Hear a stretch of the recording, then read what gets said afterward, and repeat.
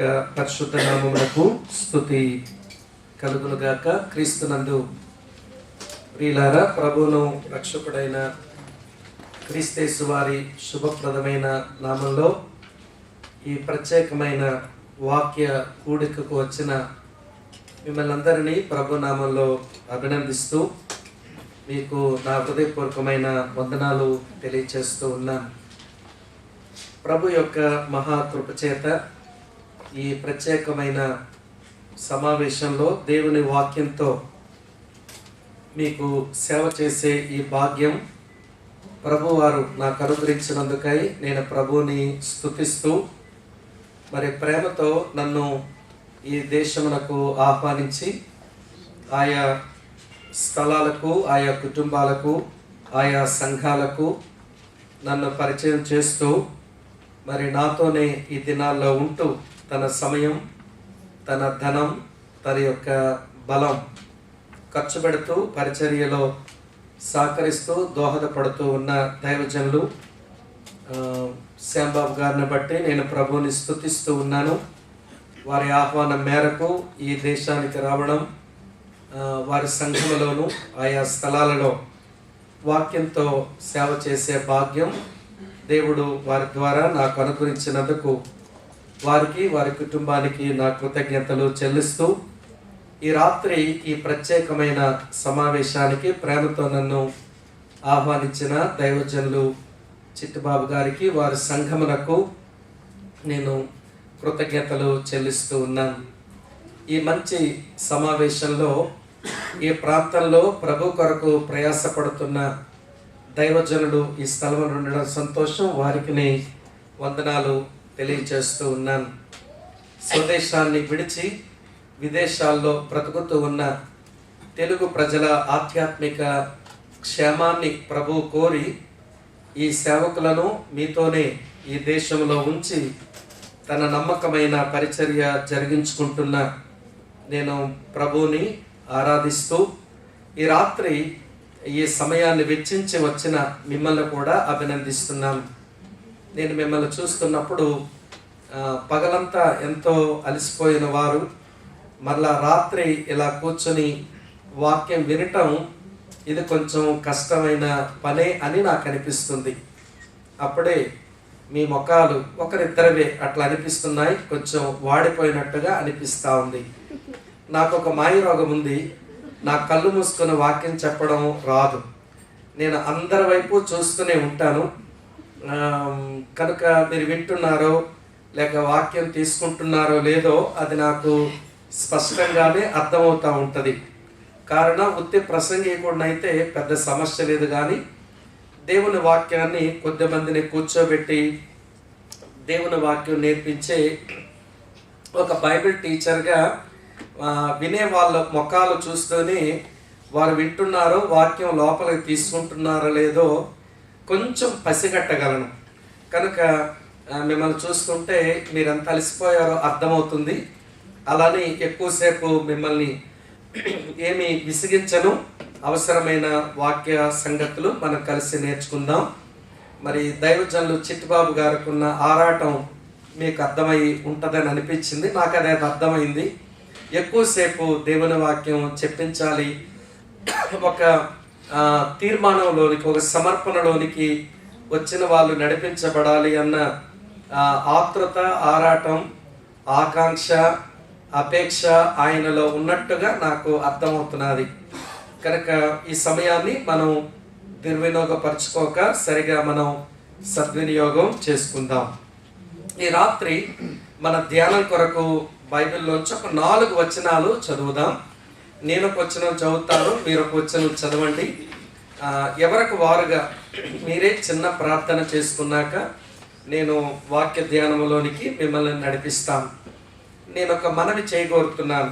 వాక్యం చదువుతున్నప్పుడు బైబిల్ చూడండి, చెబుతూ ఉన్నప్పుడు వర్తమానికుని యొక్క ముఖం వైపే చూస్తూనే వినండి. మీ చెవులు వినాలి, మీ కళ్ళు వాక్యాన్ని చూడాలి, మీ మనసు ఆలోచించాలి, మీ హృదయం వాక్యాన్ని స్వీకరించాలి. అప్పుడు మీ హోల్ పర్సనాలిటీ, మీ మొత్తంగా మీరు దేవుని సన్నిధిలో సరిగా గడిపినట్లు అవుతుంది. కొంతమంది విగ్రహం పుష్టి నైవేద్యం నష్టి అన్నట్టుగా కొంతమంది ఇక్కడే ఉంటారు కానీ మనసు ఎక్కడికో పోతా ఉంటుంది. నేను అది బాగా గమనించగలను. పిలిచి మరీ చెప్తాను. మా పేరు తెలియదు, వీడేం పిలుస్తాడు అని అనుకోకండి. నా కళ్ళు బాగా కనబడుతున్నాయి, మీ చీర రంగులు కనబడుతున్నాయి, మీ చీర రంగుతోనే మిమ్మల్ని పిలుస్తాను, మీ షర్ట్ కలర్స్ కనబడుతున్నాయి, వాటితోనే పిలిచి ఎట్లయినా దేవుని వాక్యం మీ మనసులోనికి చొప్పించాలి అన్నదే నా ఆరాటం. ఎందుకంటే దీని కొరకు చాలా ఖర్చు పెట్టి ఉంటారు. మీరు కూడా చాలా వెచ్చించి మీ సుఖం, మీ సంతోషం త్యాగం చేసి వచ్చారు. కనుక ఈ సమయం దుర్వినియోగం అయితే మనమందరము జవాబుదారులమే అన్న భయంతో నేను దేవుని వాక్య వర్తమానంలోకి మిమ్మల్ని తీసుకుని వెళ్ళడానికి ఇష్టపడుతున్నాను. వాక్యాన్ని చదువుదాం. న్యాయాధిపతుల గ్రంథం 1వ అధ్యాయం 4 వచనాలు మార్చి చదువుదాం. నేను ఒక వచనం చదువుతాను, దయతో మీరు ఒక వచనం చదవండి. పాత నిబంధనలో 198వ పేజీ సాధారణ ముద్రణలో ఉంటుంది. న్యాయాధిపతుల గ్రంథం 1వ అధ్యాయం 4 వచనాలు మనం మార్చి చదువుదాం. యెహోషువ మృతి నొందిన తరువాత ఇశ్రాయేలీయులు కనానీయులతో యుద్ధము చేయుటకు తమలో ఎవరు ముందుగా వారి మీదికి పోవలసినది యెహోవా తెలియజేయునట్లు ప్రార్థన చేయగా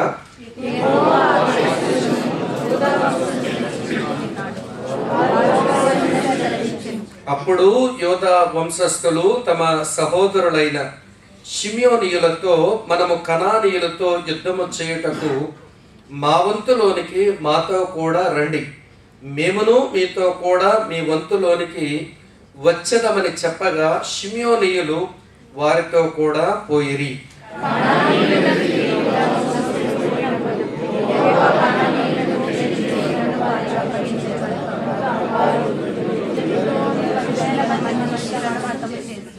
ప్రార్థన చేద్దాం. పరమ తండ్రి, మీకు వందనాలు చెల్లిస్తున్నాము.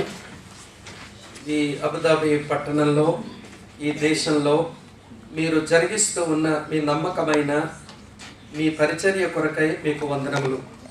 ఈ పరిచర్యను నేను కూడా చూడడానికి, నీ సేవకులతో నీ పిల్లలతో సావాసం చేయడానికి మీరు నాకును మా సోదరుడు మీ సేవకులు శ్యాంబాబు గారి ద్వారా మీరు చేసిన ఏర్పాట్లను బట్టి మీకు వందనములు.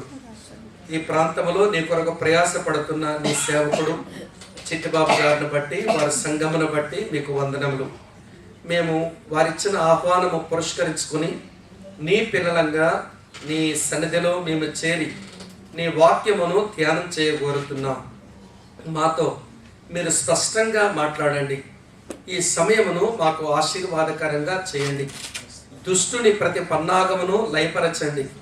మా మధ్య ఇప్పటికే మీరు ఉన్నందుకు మిమ్మల్ని మనసారా స్తుతిస్తూ ఆరాధిస్తూ మరికొద్ది నిమిషాలు మాతో మాట్లాడమని క్రీస్తు నామమందే స్తుతులు చెల్లించి ఆరాధించి ప్రార్థన చేస్తున్నాము తండ్రి. ఆమేన్. ఆమేన్. మంచిది ప్రియులారా, చదువుకున్న ఈ 4 వచనాలను ఆధారంగా చేసుకుని ఈ రాత్రి ఒక ప్రాముఖ్యమైన తలంపు మీ ఎదుటకు తీసుకుని రావాలని ఆశిస్తూ ఉన్నాను. ఈ రాత్రి నా వర్తమానం యొక్క పేరు ముందే చెబుతాను. ఆ పేరును బట్టి నా సందేశాన్ని మీరు నాతో కలిసి ఆలోచించడానికి వీలుంటుంది. ఈ రాత్రి నా వర్తమానం యొక్క పేరు ఉక్కు హృదయాలు, మట్టి పాదాలు. Hearts of steel and feets of clay. ఉక్కు హృదయాలు, మట్టి పాదాలు. ఇదేంటండి ఇలాంటి టైటిల్ ఇచ్చారు మీ ప్రసంగానికి అని మీరు అంటారా? లోపలికి వెళ్ళాక మీకే అర్థమవుతుంది. బైబిల్ గ్రంథంలో చరిత్ర పుస్తకాలలో 2వ పుస్తకం న్యాయాధిపతుల గ్రంథం. మొదటి 5 పుస్తకాలు అది ధర్మశాస్త్రం. దేవుడు మోషే ద్వారా ఇశ్రాయేలు ప్రజలకు అనుగ్రహించిన తోరా లేక ధర్మశాస్త్రం అని అంటారు. అలాగనే బైబిల్లో చరిత్ర పుస్తకాలలో మొదటి పుస్తకం యెహోషువ గ్రంథం, రెండవ పుస్తకం న్యాయాధిపతుల గ్రంథం. ఈ గ్రంథానికి ఈ పేరు ఇవ్వడమే సరి అని అనిపిస్తుంది. నేటి క్రైస్తవ తరము చూచినప్పుడు మనకు కూడా ఈ పేరే సరిపోతుందేమో అని అనిపిస్తుంది. దేవుడు మాట్లాడుతూనే ఉన్నాడు, కానీ హృదయాలలో పరివర్తనలు కలగడం లేదు. కారణం, మన హృదయాలు ఉక్కులాగా ఉన్నాయి. పోనీ దేవుని కొరకు ఏమన్నా నిలబడతామా అంటే నిలబడడానికి సత్తువు లేదు. మన పాదాలు మట్టి పాదాలు అయినాయి. అందుకనే ఉక్కు హృదయాలు, మట్టి పాదాలు అని చెప్పాల్సి వచ్చింది. అయితే ప్రియులారా, ఈ న్యాయాధిపతుల గ్రంథంలో దేవుని ప్రజల జీవితాలు అట్లనే ఉన్నాయి. దాదాపు 325 సంవత్సరాల చరిత్ర కలిగిన ఈ న్యాయాధిపతుల గ్రంథంలో దేవుడు మాట్లాడుతూనే ఉన్నాడు, కానీ మాటలు విని మనుషులు మారడం లేదు. దేవుని కొరకు ఏమన్నా స్థిరపడ్డారా అంటే అది కూడా వారికి స్థిరత్వం రావడం లేదు. అందుకనే ఈ పుస్తకంలో ఒక వచనం పదే పదే కనబడుతుంది. అదే ఈ పుస్తకానికి మూల వచనం. ఆ వచనం చూస్తే ఈ పుస్తకానికి నేను ఈ టైటిల్ ఇవ్వడం సరైనదే అని మీకు అనిపిస్తుంది. ఆ వచనం చదువుతాను చూడండి. న్యాయాధిపతుల గ్రంథం 21వ అధ్యాయం 25వ వచనం ఇలా వ్రాసి ఉంది. ఈ మాట ఈ పుస్తకంలో పదే పదే మనం చదువుతాం. న్యాయాధిపతుల గ్రంథం 21వ అధ్యాయం 25వ వచనం. ఆ దినములలో ఇశ్రాయేలీయులకు రాజు లేడు, ప్రతి వాడును తన తన ఇష్టానుసారముగా ప్రవర్తించుచు వచ్చెను అని మనం చదువుతాం. ఈ పుస్తకానికి కీవర్డ్స్, ముఖ్యమైన వచనం అదే. ఈ ముఖ్యమైన ఈ వచనం కలిగిన ఈ పుస్తకంలో 21 అధ్యాయాలలో ప్రియులారా ఒక సైకిల్, ఒక చక్రం మనకి కనబడుతుంది. అందుకనే బైబిల్ పండితులు న్యాయాధిపతుల గ్రంథానికి 7 సిన్ సైకిల్ బుక్ అన్నారు. అనగా 7 పాప చక్రాల పుస్తకం అని దీనికి ఒక పేరు. పాప చక్రాలు అంటే ఏంటో చెప్తాను వినండి. దేవుని ప్రజలు పాపం చేస్తూనే ఉంటారు. దేవుడు వారి మీదకు శ్రమలు పంపుతూనే ఉంటాడు. వారు ఎప్పుడైతే శ్రమల గుండా పోతున్నారో దేవుని ప్రజలు ప్రార్థనలు చేస్తూనే ఉంటారు. దేవుడు వారికి ఒక రక్షకుడిని లేక ఒక న్యాయాధిపతిని పంపడం ఈ పుస్తకంలో కనబడుతుంది. అలాంటి క్రమం 7 సార్లు ఈ పుస్తకంలో ఉంది. దేవుని ప్రజల పాపము చేయగా దేవుడు వారి మీదకి శ్రమలు పంపగా, దేవుని ప్రజల ప్రార్థనలు చేయగా దేవుడు వారికి ఒక రక్షకుడిని అనుగ్రహించడం 7 పర్యాయాలు ఈ పుస్తకంలో ఉంది. ఇంగ్లీష్లో చాలా రిథమిక్ గా చెప్పగలను. ఇంగ్లీష్లో ఇట్లా చెప్పొచ్చు, ఏమంటే సిన్, సఫరింగ్స్, తర్వాత సప్లికేషన్, సేవియర్. ఈ 4 తలంపులే ఈ పుస్తకంలో 7 పర్యాయాలు కనబడతాయి. దేవుని ప్రజల పాపం, దేవుడు శ్రమలు పంపడం, దేవుని ప్రజల ప్రార్థించడం, దేవుడు వారికి ఒక రక్షకుడిని ఇవ్వడం. ఇది ఈ పుస్తకంలో కనబడే 7 అద్భుతమైన క్రమాలు మనం చదువుతాం. ఇటువంటి ఈ పుస్తకంలోంచి నేను చదివిన ఈ 4 వచనాలు ఆధారంగా చేసుకుని నేను 3 సంగతులు నాకు ఇవ్వబడిన సమయంలోనే మీతో చెబుతాను. 3 సంగతులు. నా మెసేజ్ స్పష్టంగా మీరు జ్ఞాపకం ఉంచుకోవచ్చు, మీరు జాగ్రత్తగా వినగలిగితే. నేను 3 సంగతులు వివరిస్తాను. అందులో మొదటి సంగతి ఏమిటి అంటే చాలిన దేవుడు. దేవుడు చాలినవాడుగా ఉన్నాడు. సరే, చాలిన దేవుని గురించి తర్వాత వివరిస్తాను. రెండవ సంగతి ఏమిటి అంటే చల్లారిన దేవుని ప్రజలు. దేవుడేమో చాలినవాడుగా ఉన్నాడు, దేవుని ప్రజలేమో చల్లారిపోతూ వస్తున్నారు. మూడవ మాట చిగురించిన విశ్వాసం. దేవుని కొరకు శేషం ఎప్పుడు ఉంటుంది. నమ్మకస్తులు, యథార్థవంతులు, దేవుని హృదయానుసారులు, దేవుని ఇష్టాన్ని నెరవేర్చే వాళ్ళు, దేవుని దగ్గర విరిగిపోయే వాళ్ళు, ప్రార్థన చేసే వాళ్ళు కొంతమంది ఎప్పుడూ దేవుని కొరకు మిగిలే ఉంటారు. ఆ శేషములో విశ్వాసము చిగురించగా దేవుడు తన కార్యాలు చేయటం ఈ రాత్రి నేను మీకు వివరిస్తాను. నా మెసేజ్ 3 బుల్లెట్ పాయింట్స్. అందులో మొదటి మాట దేవుడు చాలినవాడు. రెండవ మాట దేవుని ప్రజలు చల్లారిపోయారు. మూడవ మాట దేవుని ప్రజలలో విశ్వాసము చిగురించింది. సులువుగా జ్ఞాపకం ఉండేలా ఇలా చెప్తాను. చాలిన దేవుడు, చల్లారిన దేవుని ప్రజలు, చిగురించిన విశ్వాసం. ఇది జ్ఞాపకం పెట్టుకోండి. ఈ 21 అధ్యాయాలలో దేవుడు చాలినవాడుగా ఉన్నాడు. సరే, దేవుడు ఎప్పుడు చాలినవాడు? దేవుడు వినండి, ఎందుకు చాలినవాడు? దేవుడు ఎలాగ చాలినవాడు? ఈ 3 ప్రశ్నలకు మనకు సమాధానాలు చిక్కితే వినండి ప్రియులారా, ఆ రోజుల్లో దేవుడు చాలినవాడు, ఈ రోజుల్లో మన మాట ఏంటో మనం అర్థం చేసుకోవచ్చు. కనుక దేవుడు ఎప్పుడు చాలినవాడు అది మీకు ముందు చెప్తాను. దేవుడు ఎందుకు చాలినవాడు ఉన్నాడు అది మీతో చెప్తాను.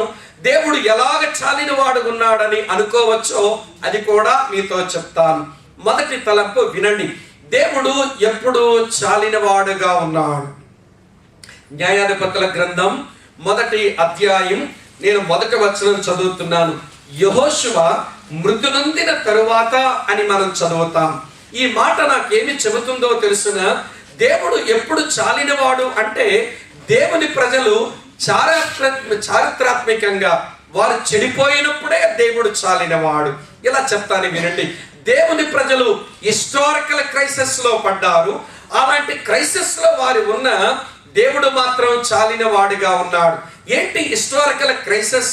మీకు అర్థమయ్యేలా చెప్తాను వినండి. న్యాయాధిపతుల గ్రంథానికి ముందున్న పుస్తకం అది యెహోషువ గ్రంథం. యెహోషువ గ్రంథం ఇట్లా పెట్టండి, న్యాయాధిపతుల గ్రంథం ఇట్లా పెట్టండి. మీరు అప్పుడు పరిస్థితులు ఎట్లున్నాయో, న్యాయాధిపతుల గ్రంథంలో పరిస్థితులు ఎట్లున్నాయో చూస్తే, చరిత్రాత్మకంగా చూస్తే, హిస్టారికల్ గా చూస్తే, ఏమండి కాల ప్రవాహంలో దేవుని ప్రజలు కొట్టుకొని పోతూ వారు ఎంత చెడిపోయారో మీకు అర్థమయ్యేలా చెప్తాను. యెహోషువ గ్రంథంలో దేవుని ప్రజలు విశ్వాసంతో ఉన్నారు. న్యాయాధిపతుల గ్రంథంలో దేవుని ప్రజలు అవిశ్వాసులై బ్రతుకుతున్నారు. యెహోషువ గ్రంథంలో దేవుని ప్రజలు విజయాల గుండా వెళుతున్నారు.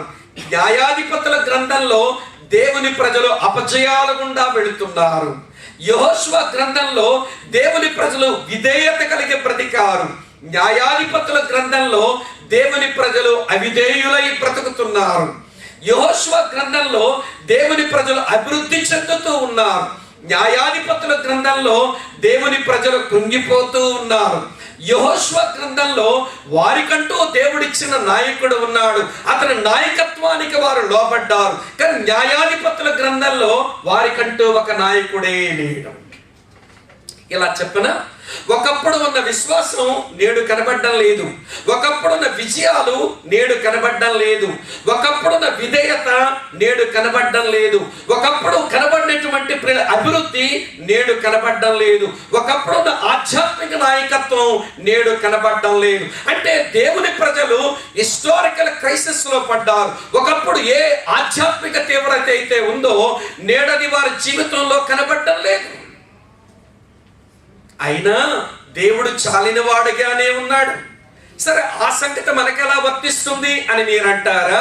వినండి ప్రియులారా, ఆంధ్రా నుంచి వచ్చిన మనందరికీ తెలుసు, మన ముందున్న తరము, ఆ ముందున్న తరము వారు ఎలా భక్తి చేశారో మన పెద్దలను, మన తండ్రుల్ని, మన తాతల్ని అడిగితే ఆ రోజు ఎలా ఉందో భక్తి, నేడు ఎలా ఉందో మన ప్రాంతాల్లో భక్తి ఆలోచిస్తే అక్కడ విషయం. దుబాయ్లో ఆ రోజుల్లో సేవ చేసిన సేవకులు ఎవరైనా ఉంటే వాళ్ళని అడిగినా వాళ్ళ దగ్గరికి వెళ్ళినా కొన్ని జవాబులు వస్తాయి. మేమండి ఆ రోజుల్లో మోకాళ్ళ మీద ఉండి దేవుని సంఘాన్ని కట్టామండి. విశ్వాసులు ప్రార్థనా పరులండి. వారి సమయం దొరికితే చాలు వాక్యాన్ని ప్రేమించేవారండి. అప్పుడు ప్రార్థన, అప్పుడు సాక్ష్యము, అప్పటి తీవ్రత, అప్పటి రోషము ఎంత బాగుండేదో అంటారు. ఇప్పుడు మన పరిస్థితులు చూసే వాళ్ళు ఏమంటారంటే ఆ రోజులు వేరండి, ఈ రోజులు వేరండి, ఈ రోజుల్లో క్రైస్తవ్యం అది దిగజారుడికి వచ్చేసిందండి అని వాళ్ళు సాక్ష్యం ఇస్తారు. ఇది బైబిల్ ప్రకారం కూడా నిజమే. మనం హిస్టారికల్ క్రైసిస్ లో ఉన్నాం. బైబిల్లో ఒక వచనం చొప్పున చదువుతాను చూడండి. ప్రకటన గ్రంథం 2వ అధ్యాయం 4వ వచనం ఇలా వ్రాసి ఉంటుంది. ప్రకటన గ్రంథం 2వ అధ్యాయం నేను చదువుతున్నాను 4వ వచనం. దేవుడు ఎఫెసు సంఘముతో మాట్లాడుతూ ఇలా అన్నారు. ఆయన ఏమన్నారో చదువుతున్నాను చూడండి ప్రియులారా. ఇక ప్రకటన గ్రంథం 2వ అధ్యాయం 4వ వచనం, అయినను మొదట నీకుండిన ప్రేమను నీ వదిలితివని నేను నీ మీద తప్పు ఒకటి మోపవలసి ఉంది. నువ్వు నన్ను హత్తుకున్న మొదటి రోజుల్లో నీకు ఎలాంటి ప్రేమ అయితే ఉండేదో అది ఇప్పుడు కనబడటం లేదు. ఈరోజు యథార్థమైన హృదయాలతో సేవకుల దగ్గర నుంచి కింద కూర్చున్న మీ వరకు ఒకవేళ జవాబివ్వాల్సి వస్తే, ఒకప్పుడు ప్రభు మీద ఎంత ప్రేమో, ఒకప్పుడు ప్రార్థన అంటే ఎంత ఇష్టమో, ఒకప్పుడు వాక్య ధ్యానం అంటే ఎంత ఇష్టమో, ఒకప్పుడు సాక్ష్యం ఇవ్వడం అంటే ఎంత ఇష్టమో, సేవకు ధారాళంకి ఇవ్వడం అంటే ఎంత ఇష్టమో, దేవుని కొరకు సాక్ష్యం ఇచ్చి సేవలో ఉండడం అంటే ఎంత ఇష్టమో. కానీ నేడు మన పరిస్థితులు మనం చూస్తే ప్రియులారా, ఆ తీవ్రత తగ్గిపోయింది. We lost our first love. దేవుని ఎడల, దేవుని సేవ ఎడల, దేవుని వాక్యం ఎడల, ప్రార్థన సహవాసం ఎడల ఈ కాలంలో ప్రేమ చల్లారిపోయింది. అంటే నేటి క్రైస్తవ్యం ఎక్కడుంది అంటే హిస్టారికల్ క్రైసిస్ లోనే ఉంది. మనం చారిత్రాత్మకంగా చెడిపోయాం. అయినా దేవుడు చాలినవాడుగానే ఉన్నాడు. ఎలా చాలినవాడో తర్వాత మీతో చెప్తాను. ఎప్పుడు చాలినవాడో దానికి జవాబులు చెబుతున్నాను. ఎప్పుడు చాలినవాడనంటే మనం కాలక్రమేణా చారిత్రాత్మకంగా మనం చెడిపోయే పరిస్థితికి వెళ్ళిపోతున్నా, ఇంకా దేవుడు చాలినవాడుగానే ఉన్నాడు. ఇది ఒక జవాబు. రెండవ జవాబు చెప్తాను, ఎప్పుడు చాలినవాడు అనే దానికి. రెండవ జవాబు ఏంటనంటే దేవుని ప్రజలు నైతికంగా శూన్యమైపోయారు. న్యాయాధిపతుల గ్రంథం మనం చదివితే వినండి ప్రియుల, వాళ్ళ దగ్గర నైతిక విలువలు లేవు. ఆ రోజుల్లో పరిస్థితులు మనం చదివితే మోరల్ ఖయాస్ లోకి వెళ్ళిపోయారు వాళ్ళు. నైతికమైన విలువలు శూన్యమైపోయినాయి.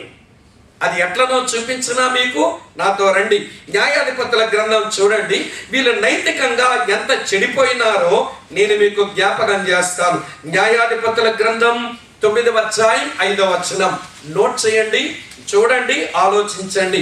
న్యాయాధిపతుల గ్రంథం 9వ అధ్యాయం 5వ వచనం ఇలా ఉంది.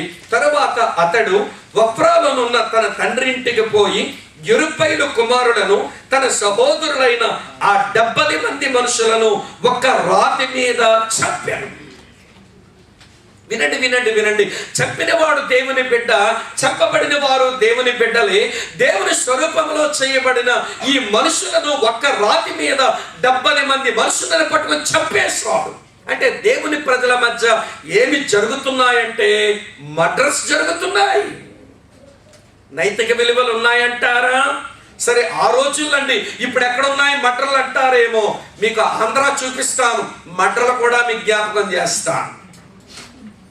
వినండి ప్రియులారా, వారు నైతికంగా శూన్యమైపోయారు అని ఎందుకు చెప్పాల్సి వస్తున్నదనంటే దేవుని ప్రజల మధ్య నరహత్యలు జరుగుతున్నాయి. మనసులో ఉంచండి. రెండో సంగతి చెప్తాను చూడండి, నైతికంగా వాళ్ళు ఎంత చెడిపోయినారో. న్యాయాధిపతుల గ్రంథం 19వ అధ్యాయం నేను మొదటి వచనం చదువుతున్నాను.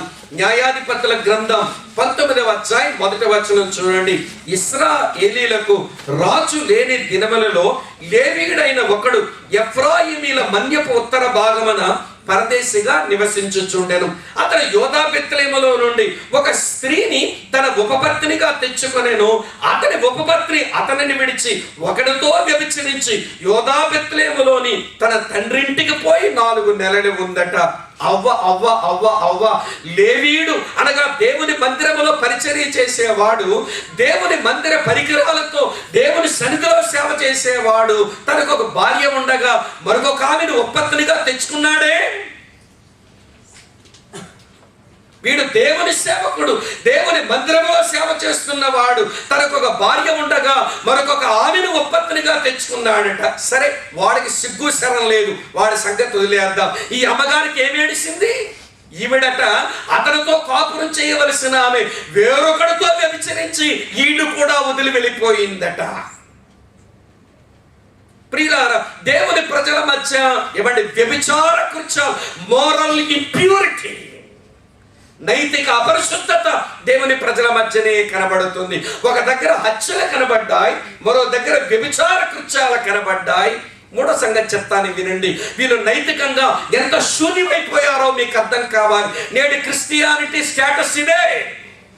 మేము బాగున్నాం అబుదాబీలో, మేము బాగున్నాం దుబాయ్లో, మేము బాగున్నాం పరాయి దేశంలో అనుకోకండి. ఎక్కడైనా ఈరోజు క్రిస్టియన్ స్టేటస్ ఇలానే ఉంది. సత్యం చెప్తున్నా, ఉదాహరణ కూడా ఇస్తాను, ఇది నిజమా అని మీకే అనిపిస్తుంది. అప్పుడు వినండి స్నేహితులారా, మరొక సంగతి. అదే న్యాయాధిపతుల గ్రంథం 19వ అధ్యాయం నేను చదువుతున్నాను, చూడండి 22వ వచనం. న్యాయాధిపతుల గ్రంథం 19వ అధ్యాయం 22వ వచనం. వారు సంతోషించుచుండగా ఆ ఊరి వారిలో కొందరు పోకిరిలు ఆ ఇల్లు చుట్టుకొని తలుపు కొట్టి, నీ ఇంటికి వచ్చిన మనుషుని మేము ఎరుగునట్లు అతని బయటికి తెమ్మని ఇంటి యజమానుడైన ఆ ముసలవానితో అనగా, ఒక ముసలవాని ఇంటికి ఒక మనుషుడు వచ్చాడు. ఆ ఊరిలో పోకిరులు వచ్చారట. దేవుని ప్రజల మధ్య పోకిరిలు అంటే వీరు దేవుని ప్రజలు, ఈ దేవుని ప్రజల మధ్య పోకిరి వాళ్ళు తయారయ్యారట. సరే, పోకిరి వాళ్ళంతా ముసలాయన ఇంటికి వచ్చి, ముసలోడా తలుపు తెరవరా, మీ ఇంటికి వచ్చిన ఒక వ్యక్తిని మేము కూడుతాము అని అడుగుతున్నారు. అడిగిన వాళ్ళు మగవాళ్ళు, వచ్చిన వాడు మగవాడు. అంటే దేవుని ప్రజల మధ్య ఏముందనంటే హోమోసెక్సువల్స్, స్వలింగ సంపర్కులు. ఇప్పుడు నైతిక విలువలు దేవుని ప్రజల మధ్య ఉన్నాయంటారా? అందుకనే మోరల్ కయాస్ అనే పదం వాడారు. వీళ్ళు నైతికంగా శూన్యమైపోయారు. ఒక దగ్గర మర్డర్లు జరుగుతున్నాయి, ఒక దగ్గర మోరల్ ఇంప్యూరిటీ ఉంది, మరో దగ్గర హోమోసెక్సువల్స్ తయారయ్యారు. అయినా వినండి ప్రియులారా, ఈ పుస్తకం బైబిల్లో ఉందనంటే దేవుడు చాలిన వాడుగానే ఉన్నాడు. మీరు అడగచ్చు, బ్రదర్ స్వామి ఆ రోజుల్లో పరిస్థితులు అట్లున్నాయి, నేడు అట్లున్నాయా అని మీరు అంటారా? నేను మీకు జ్ఞాపకం చేస్తాను, వినండి ప్రియులారా. ఆంధ్ర ఎవాంజలికల్ లూథరన్ చర్చెస్ కి హెడ్ ఆఫీస్ గుంటూరులో ఉంటే, ఒక దైవజనుడు తన ఆఫీసులో ఉండి ప్రియులారా బయటకు వస్తుంటే ఏఎల్సి ప్రెసిడెంట్ గారిని మన గుంటూరులోని మన వాళ్ళు చంపేలేదా? ఇక్కడ లూథరన్ అయ్యగారులు ఉన్నారు. మనకు తెలియని చరిత్ర. వినండి. ఈ మధ్య వాట్సాప్ లో ఒక ఆయన మెసేజ్ పెట్టినాడు. ఏం పెట్టాడో తెలుసా? ఒక పాస్టగారి భార్యట మందిరానికి వచ్చే మరొకడితో స్నేహం మరిగి అతగాడు ఈమె ఏకమై పాస్టగారిని చంపేసి చర్చిలోనే పాతేసింది. నరహత్యలు లేవా? వినండి, వ్యభిచార కృత్యాలు. సేవకుడు భార్య ఉండగా ఒక ఆమెను ఉపపత్నిగా తెచ్చుకొని, వినండి ప్రియమైన స్నేహితులారా, తెచ్చుకుంటే ఆమెకు సిగ్గు లేకుండా వేరొకరితో వ్యభిచరించి వెళ్ళిపోయిందట. నేను ప్రకాశం జిల్లాలో ఒక స్థలంలో వాక్యం చెప్పడానికి వెళ్ళాను. అది సేవకుల కూడిక. మార్నింగ్ సెషన్ అయిపోయింది. లంచ్ కొరకు ఒక దగ్గరికి వెళితే ఆ లంచ్ లో సేవకులమందరము కూర్చున్నాము. ఆ మీటింగ్ కాన్ఫరెన్స్ పెట్టిన దైవజనుడు అన్ని వడ్డలు చేస్తుంటే ఒక ఆమె కనబడింది. చేతి నిండా బంగారపు గాజులు. ఆవిడ సింగారం మరి చెప్పలేము. ఆమె ఎంత హైరానా పడిపోతుందో సేవకులకు వడ్డం చేయడానికి. నేను ఇక్కడ కూర్చుంటే అవతల నా పక్కన కూర్చున్న వ్యక్తికి అవతల వ్యక్తి యువతలు నా పక్కనున్న ఆయన అడుగుతున్నాడు, అన్నా ఎవరివిడ? అన్న సంఘంలో ఎప్పుడూ చూడలేదే, ఇవిడేంటి ఎంత హైరానా పడిపోతుంది, ఎవరివిడా అని అడిగాడు. ఈయన్ని నా పక్కన ఉన్న అవతలాయన యువతలాయని అడిగితే యువతలాయన అంటాడు, నీకు తెలియదా మా నయ్యగారు ఉంచుకున్నావిడా? పెట్టిందేమో పాస్టర్స్ కాన్ఫరెన్స్. నేను అడిగాను, అదేంటన్నా అలా అంటారు? మరి ఇలాంటి ఆయన పాస్టర్స్ కాన్ఫరెన్స్ పెడితే నా బోటి పిలవడం ఎందుకు? ఇదేమైనా ఆశాభాషి పన? జీవము గల పరిశుద్ధమైన సంఘము దాని పనిని ఇంత తేలిగ్గా మాట్లాడుతున్నారు ఏంటనంటే, వాళ్ళిద్దరూ చిన్నప్పటి నుంచి స్నేహితులట. ఈ అక్కగారేమో యవన ప్రాయములోని ముంబై రెడ్ లైట్ ఏరియాకు వెళ్ళిపోయిందట. ఆమె కొరకు లక్షలు ఖర్చు పెట్టి తెచ్చుకున్నారట ఈ గారు. ప్రియులారా, నైతికంగా క్రైస్తవ్యం శూన్యమైపోయింది. మనం బాగున్నాం, సుఖంగా వెళ్ళిపోతున్నాయి రోజులు. ప్రార్థన, వాక్యము, సుఖాలు, పాటలు, ప్రోగ్రామ్స్ ఇవన్నిట్లో బాగున్నాం అనుకొని చప్పట్లు కొట్టి చంకలు గుద్దుకొని మనమే శబాష్ అనుకొని బతుకుతున్నాం. కానీ నైతికంగా క్రైస్తవ్యం శూన్యమైపోయింది. కానీ మన కళ్ళు తెరవమా? ఇంకో సంగతి చెప్తాను వినండి. ఆ మధ్య వైజాగ్లో ఇద్దరు ఆడపిల్లల్ని ఇంటర్వ్యూ చేసినాడు ఈనాడు పేపర్ వాడు. వైజాగ్లోనే ఇంటర్వ్యూ చేస్తే వాళ్ళిద్దరిని అడుగుతూ ఉంటే ఒక ఆమె అంటున్నది, మేమిద్దరము నేను ఒక పురుషుడితో ఉండేదానికంటే ఈమెతో నేను బాగున్నాను, మేమిద్దరం లవర్స్, మేమిద్దరము పెళ్లి చేసుకున్నాం, మేమిద్దరం కాపురం చేస్తున్నాం, అసలు అబ్బాయితో కంటే అమ్మాయితోనే నా జీవితం బాగుంది అని అంటుంది ఒక అమ్మాయి. చివరికి నేను ఆ పేపర్లో చదువుతూ ఉంటే అమ్మాయికి ఈనాడు వాడు అడుగుతున్నాడు, ఇంతకీ మీది ఏ ఊరు? నేను ఊరి పేరు చెప్పను ఇక్కడ మీకు, నీ పేరేంటి అని అంటే పేరు మాత్రం చెప్తాను. ఆ పిల్ల ఒక పిల్ల అందులో నోరు తెరిచినట్టుంది, నా పేరు తబిత. అంటే క్రిస్టియనేగా, అంటే ఒక క్రిస్టియన్ గర్ల్ లెస్బియన్ అయిపోయిందన్నమాట. ఈ రోజున క్రిస్టియన్ బాయ్స్ హోమోసెక్సువల్స్ అయిపోతున్నారు. వినండి ప్రియులారా, కారణం నైతిక శూన్యత సంఘాల్లో ఏర్పడింది, మన క్రైస్తవ సమాజంలో ఉంది. కానీ ఒక శుభవార్త వినండి, దేవుడు ఇంకా మనకు చాలినవాడుగానే ఉన్నాడు. దేవునికి స్తోత్రం చెబుదామా? మనం చారిత్రాత్మకంగా చెడిపోయినా, మనం నైతికంగా శూన్యమైపోయినా దేవుడు చాలినవాడుగానే ఉన్నాడు. మరో సంగతి చెప్తాను, ఎప్పుడు దేవుడు చాలిన వాడనంటే ఏమంటే దేవుని ప్రజలు వీళ్ళు స్పిరిచువల్ కాంప్రమైజర్స్ అయిపోయారు, ఆధ్యాత్మికంగా రాజీ పడే పరిస్థితికి వెళ్ళిపోయారు. నేను రిథమిక్గానే చెప్తాను, ఏ పదాలు చెప్పినా సులువుగా జ్ఞాపకం ఉంటుంది. క్రైసిస్ మొదటి మాట, రెండవ మాట ఖయాస్ రెండవ మాట, మూడవ మాట కాంప్రమైజర్స్. 3 సీలు గుర్తుపెట్టుకోండి. వీళ్ళు స్పిరిచువల్ కాంప్రమైజర్స్ ఏంటి వీళ్ళు కాంప్రమైజింగ్ స్టేటస్? చదువుతాను చూడండి. వాళ్ళ దైవజనుడు దేవుడిచ్చిన నాయకుడు ఉన్నప్పుడు ఎంత బాగున్నారో. యెహోషువ గ్రంథం 24వ అధ్యాయం 15వ వచనం. ఈ వచనం మీలో అందరికీ బాగా తెలుస్తుంది. యెహోషువ గ్రంథం 24వ అధ్యాయం 15వ వచనం. యెహోవాను సేవించుట మీ దృష్టికి కీడని తోచని ఎడల మీరు ఎవరిని సేవిస్తారో, నదియద్దరని మీ పితరులు సేవించిన దేవతలను సేవిస్తారో, అమోరీల దేశమున మీరు నివసిస్తున్నారే వారి దేవతలను సేవిస్తారు, నేడు మీరు కోరుకునండి. మీరు ఎవరిని కోరికనను నేనును నా ఇంటి వారును. చెప్పండి మాట. ఈ పదం మనకు బాగా వచ్చు కనుక చెప్పిస్తున్నా. యెహోవానే సేవిస్తాం. ఇది దైవజనుడు ఇచ్చిన ఒక ఛాలెంజ్. నేను చచ్చిపోబోతున్నా, మళ్ళీ మీతో మాట్లాడే టైం ఉంటుందో ఉండదో అని ఒక సవాలు విసిరాడు. మీరు ఎవరు సేవిస్తే సేవించండి అబ్బాయి, నేనును నా ఇంటి వారును యెహోవానే సేవిస్తాం అన్నారు. అన్నాడు ఆయన. అనగానే వీళ్ళంతా ఏమన్నారో తెలుసా? నువ్వేనా పెద్ద ఛాలెంజ్ చేసే మొనగాడివి, మేమేం తక్కువ అని కాలర్ లేపారు, కొమ్ము లేపారు. ఇలా అన్నారు. ఏమన్నారో చూడండి 16వ వచనంలో. యెహోషువ గ్రంథం 24:16. అందుకు ప్రజలు యెహోవాను విసర్జించి ఇతర దేవతలను సేవించిన ఎడల మేము శాపగ్రస్తులము అగుదుముగాక. దైవజనుడా, ఏంటి పెద్ద మొనగాడువా, నువ్వే పెద్ద సవాలు విసురుతావా? మేము చెప్తున్నాం విను. మేము యెహోవాని సేవిస్తాము, ఆయనను సేవించకపోయినట్లయితే మేము శపించబడుదుముగాక. అనాథమా అంటే డెడికేషన్ టు డిస్ట్రక్షన్. మేము నాశనానికి మమ్మల్ని మేము అప్పగించుకునే వాళ్ళమే, మేము శపించబడుతుమో గాక అన్నారు. ఎంత బాగా చెప్పారుగా. మరి దైవజనుడు చచ్చిపోయిన తరువాత ఏమయ్యారు వీళ్ళు? చదువుతాం.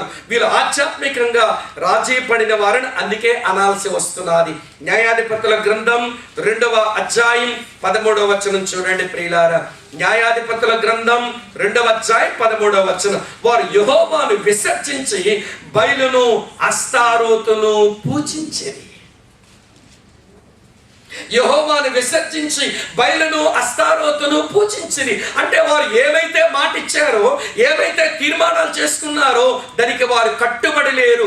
దేవుని విసర్జించారు, బయలును అస్తారోతును వారు ఆరాధిస్తున్నారు.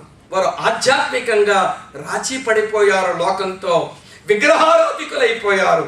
అయినా దేవుడు చాలినవాడుగానే ఉన్నాడు. స్తోత్రం చెబుదామా? ప్రియులారా, ఈరోజు మనం ఎన్ని భాషలు చేస్తామో దేవుని దగ్గర, ఏమండి మన తీర్మానాలు ఏమనుకోకండి ఇట్లా అంటున్నానని. ఏమండి తాగినోడు మాటలు, నీటి మీద రాతలు, క్రైస్తవుల తీర్మానాలు ఒకేలా కనబడుతున్నాయి. తాగినోడి మాటలు, నీటి మీద రాతలు, క్రైస్తవుల తీర్మానాలు ఒకేలా ఉంటాయి. తాగినోడు మాట ఇస్తాడు, తప్పిపోతాడు. నీటి మీద రాసిన రాతలు ఏమీ కనబడవు. క్రైస్తవులు చేసిన తీర్మానాలు ఏమీ తెల్లవారితే కనబడవు. రాత్రేమో కమిట్మెంట్, ఉదయమేమో కాంప్రమైజెస్. ఎవరి శుక్రవారం ఏమో ప్రభు కొరకు రోషం. ప్రియులారా, శనివారం నుంచి మళ్ళీ వినండి ప్రియులారా, లక్షవారం వరకు లోకముతోనే జీవితం ముడిపడిపోయి కాంప్రమైజెస్ అయి బతుకుతున్నాము. అయినా దేవుడు వదలడం లేదు. ఇలాంటి మీటింగులు పెట్టి మళ్ళీ నీతో మాట్లాడుతున్నాడనంటే నీ విషయంలో దేవుడు ఇంకా చాలిన వాడే. హల్లెలూయా. నా విషయంలో కూడా అంతే, మనందరి విషయంలో ఆయన చాలినవాడు. 3 మాటలు జ్ఞాపకం పెట్టుకోండి. వాళ్ళు చారిత్రాత్మకంగా చెడిపోయినప్పుడే, వాళ్ళు నైతికంగా శూన్యమైనప్పుడే, వాళ్ళు ఆధ్యాత్మికంగా రాజీ పడినప్పుడే దేవుడు చాలినవాడుగా ఉన్నాడు. మన విషయంలో కూడా అలానే ఉన్నాడు. మీరు అడగచ్చు రెండవ ప్రశ్న, బ్రదర్ దేవుడు చాలిన వాడుకున్నాడని మనం చెప్పుకున్నాము, సరే మరి ఎందుకు చాలిన వాడుకు ఉండాల్సి వచ్చింది? ఎందుకు చాలిన వాడుకు ఉండాలి? ఆయన పరిశుద్ధుడు అని పేరు కదా, పాపమును చూడలేని పవిత్రమైన కన్నులు కలిగిన వాడనానికి పేరు కదా. ఆయన నామం పరిశుద్ధ నామం, ఆయన సింహాసనం పరిశుద్ధ సింహాసనం, ఆయన మాటలు పవిత్రమైన మాటలు. అటువంటి పరిశుద్ధుడైన దేవుడు ఎంత చెడిపోయినా వీళ్లకు చాలిన వాడుకు ఉండాల్సిన అవసరం ఏం పట్టింది ఆయనకు అంటే జవాబిస్తాను. చూడండి, న్యాయాధిపతుల గ్రంథం 2వ అధ్యాయం 1వ వచనం చదువుతున్నా. న్యాయాధిపతుల గ్రంథం 2వ అధ్యాయం 1వ వచనం చూడండి. యెహోవా దూత గిల్గాలు నుండి బయలుదేరి బోకీమునకు వచ్చి ఎలాగో సెలవిచ్చాను, నేను మిమ్మను ఐగుప్తుల నుంచి రప్పించి మీ పితరులకు ప్రమాణం చేసిన దేశమునకు మిమ్మను చేర్చి నీతో చేసిన నిబంధన నేను ఎన్నడూ మీరను. గట్టిగా స్తోత్రం చెబుదామా? ఆయన ఏమండి చాలిన వాడుగా ఉండాల్సిన అవసరం ఎందుకు ఏర్పడింది అని అంటే, ఆయన నిబంధన చేశాడు. అబ్రాహాము, ఇస్సాకు, యాకోబు, ఇశ్రాయేలు తన్నాడు, నేను వాగ్దానం చేసిన దేశాన్ని మీకు ఇస్తాను అని చెప్పాడు గనక, వినండి, నిబంధన చేశాడు గనక వీళ్ళు ఎంత దౌర్భాగ్యంగా బతికినా వాళ్ళని లయం చేయలేకపోతున్నాడు. దీనికి అనుబంధంగా మరొక రెఫరెన్స్ నోట్ చేసుకోనండి. మలాకీ గ్రంథం 3వ అధ్యాయం 6వ వచనంలో దేవుడు అంటాడు కదా, యెహోవానైన నేను మార్పు లేని వాడన గనక ఇశ్రాయేలీలైన మీరు ఇంకా లైవ్ కాలేదు. నేను మార్పు లేని వాడను కనుక మీరు ఇంకా లైవ్ కాలేదు. మీరు బతికిన బతుకును బట్టి, మీరు జీవించిన తీరుతెన్నులను బట్టి చూస్తే మిమ్మల్ని ఎప్పుడో లైన్ చెయ్యాలి, కానీ నేను లైన్ చేయలేకపోతున్నాను మిమ్మల్ని. కారణం, నేను చాలినవాడు. నిబంధన చేశాను అబ్రాహాముతో, ఇస్సాకుతో, యాకోబుతో, ఇశ్రాయేలీలతో నిబంధన చేశాం. ఇప్పుడు మన వరకు వద్దాం ప్రియులారా. ఇప్పుడు మనల్ని కూడా దేవుడు లైన్ చేయొచ్చు కదా. ఆయన ఆశించినట్లుగా మనం బతకడం లేదు కదా, ఇంకా మనల్ని ఎందుకు స్పేర్ చేస్తున్నాడు? ఇలాంటి సేవకులు ఎందుకు మనకి ఇచ్చాడు? ఇలాంటి కూడికలు ఎందుకు పెడుతున్నాడు? ఇలాంటి వాక్యాలు ఎందుకు మనకి ఇస్తున్నాడు? ఎంత మంచి పాటలు ఎందుకు ఇస్తున్నాడు? ఎంత మంచి కళాకారులు మన కొరకు ఎందుకు వాడుకుంటున్నాడు ఆయన అంటే, వినండి, మన విషయంలో కూడా అంతే. మనతో ఆయన ఒక నిబంధన చేసుకున్నాడు. ఆయన నిబంధన వాళ్ళకు చేసిన నిబంధన కంటే గొప్పది. వీళ్ళతో చేసిన నిబంధన మాట నిబంధన, మనతో చేసిన నిబంధన రక్తపు నిబంధన. ఆ అప్పర్ రూమ్ లో ఆ మేడగది మీద యేసయ్య అన్నారు, ఇదిగో నా రక్తం వలనైన క్రొత్త నిబంధన, నా రక్తముతో మీతో నిబంధన చేసుకుంటున్నాను. స్తోత్రం చెబుదామా?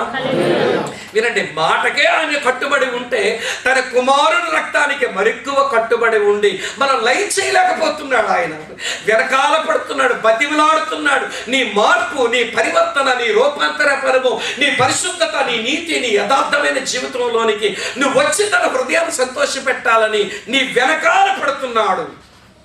మోటు మాటలో చెప్పాలంటే, అడుక్కునేవాడు మన వెనకాల పడి ఏదో చేతిలో పడే వరకు వెంటపడినట్లుగా దేవుడు నీ వెనకాల పడుతున్నాడు. అందుకు గల కారణం, అది రక్తముతో నిబంధన చేశాడు కనుక. మీరు అడగచ్చు, బ్రదర్ స్వామి, ఆయన చాలినవాడుకున్నాడని ఎట్లా చెప్పగలవు? చాలినవాడు ఎప్పుడో చెప్పావు, చాలినవాడు ఎందుకో చెప్పావు, చాలినవాడుని ఎట్లా చెప్పగలవు అని అంటే, మనం చదివిన వాక్యంలోనే ఉంది. ఏముందో తెలుసునా? వాళ్ళు అడిగారు దేవుణ్ణి ఇట్లా. 2వ వచనం 1వ వచనం చివరిలో చూడండి. కాబట్టి కనానీయులతో యుద్ధము చేయుటకు తమలో ఎవరు ముందుగా వారి మీదకు పోవలసినది యెహోవా తెలియచేయనట్లు ప్రార్థన చేయగా యెహోవా ఆ దేశమును యోధా వంశస్థులకు ఇచ్చి ఉన్నాను, వారు పోవలెను అని అన్నాడట. అంటే దేవుడు తన గైడెన్స్ ఇవ్వడం మళ్ళా, ప్రార్థన వినడం మళ్ళా, తను నడిపింపు ఇవ్వడం మళ్ళా. ఎవరు పోమంటావు దేవా యుద్ధానికంటే, ఇగో యోధా వంశస్థులకు ఇచ్చాను, వాళ్ళు వెళ్ళాలి అన్నాడు. సరే, వాళ్ళు వెళ్ళిన తర్వాత చూడండి, నేను చదువుతాను ఈ మాట చదువుతాను. 4వ వచనం మళ్ళా, కనానీయుల మీదకి యోధా వంశస్థులు పోయినప్పుడు యెహోవా కనానీయులను పెరిజ్జీయులను వారికి అప్పగించెను. తను నడిపింపివ్వడం మానని దేవుడు తన విజయాలు ఇవ్వడం కూడా మానలేదు. అమ్మ, అర్థమవుతున్నారా? ఎవరికి? చారిత్రాత్మక చెడిపోయిన వాళ్ళకి, ఎవరికి నైతికంగా శూన్యమైపోయిన వాళ్ళకి, ఎవరికి ఆధ్యాత్మిక రాజీ పడిపోయిన వాళ్ళకి. అలాంటి వాళ్ళు దేవా అని అడిగితే నడిపించేస్తున్నాడు, యుద్ధానికి పంపించి ఆయన విజయాలు ఇస్తున్నాడు. 3వ మాట చెప్తాను చూడండి, అదే న్యాయాధిపతుల గ్రంథం 1వ అధ్యాయం 19వ వచనం చూడండి. యెహోవా యోధా వంశస్థులకు, చెప్పండి అమ్మా, ఏమై ఉన్నాడే? తోడై ఉన్నందున అని తన ప్రెజెన్స్ ఇవ్వడం కూడా మానలేదు, తన సన్నిధి ఇవ్వడం కూడా మానలేదు. ఆయన ప్రార్థన విని నడిపించాడు. యుద్ధానికి వెళ్తే వాళ్ళకు ఎవడు విజయం ఇచ్చాడు యుద్ధంలో, ఎవడు తన ప్రజలతోనే ఉన్నాడు. ఎవరితోనండి తోడుగా ఉన్నది? ఎవరికండి విజయాలు ఇస్తున్నది? ఎవరి ప్రార్థన అండి ఆలకించిందంటే ఇలా మంచోళ్ళ? ఇక్కడ కూర్చున్న మన బతుకుల్లో కూడా చాలాసార్లు దేవా అని అడిగితే ఆయన జవాబు ఇవ్వడం మానలేకపోతున్నాడు. దేవా, ఈ కార్యం తలపెట్టాను, లేక నా పిల్లల విషయంలో ఇలాంటి కార్యం తలపెట్టానంటే ఆయన కార్యాలు చేయడం మన విషయంలో మానలేకపోతున్నాడు. ఆయన మనకు తోడు ఇవ్వడం మానలేక, ఇగో యుగ సమాప్తి వరకు సదాకాలం మీతో ఉంటాను అని చెప్పిన దేవుడు మనతోనే ఉన్నాడు.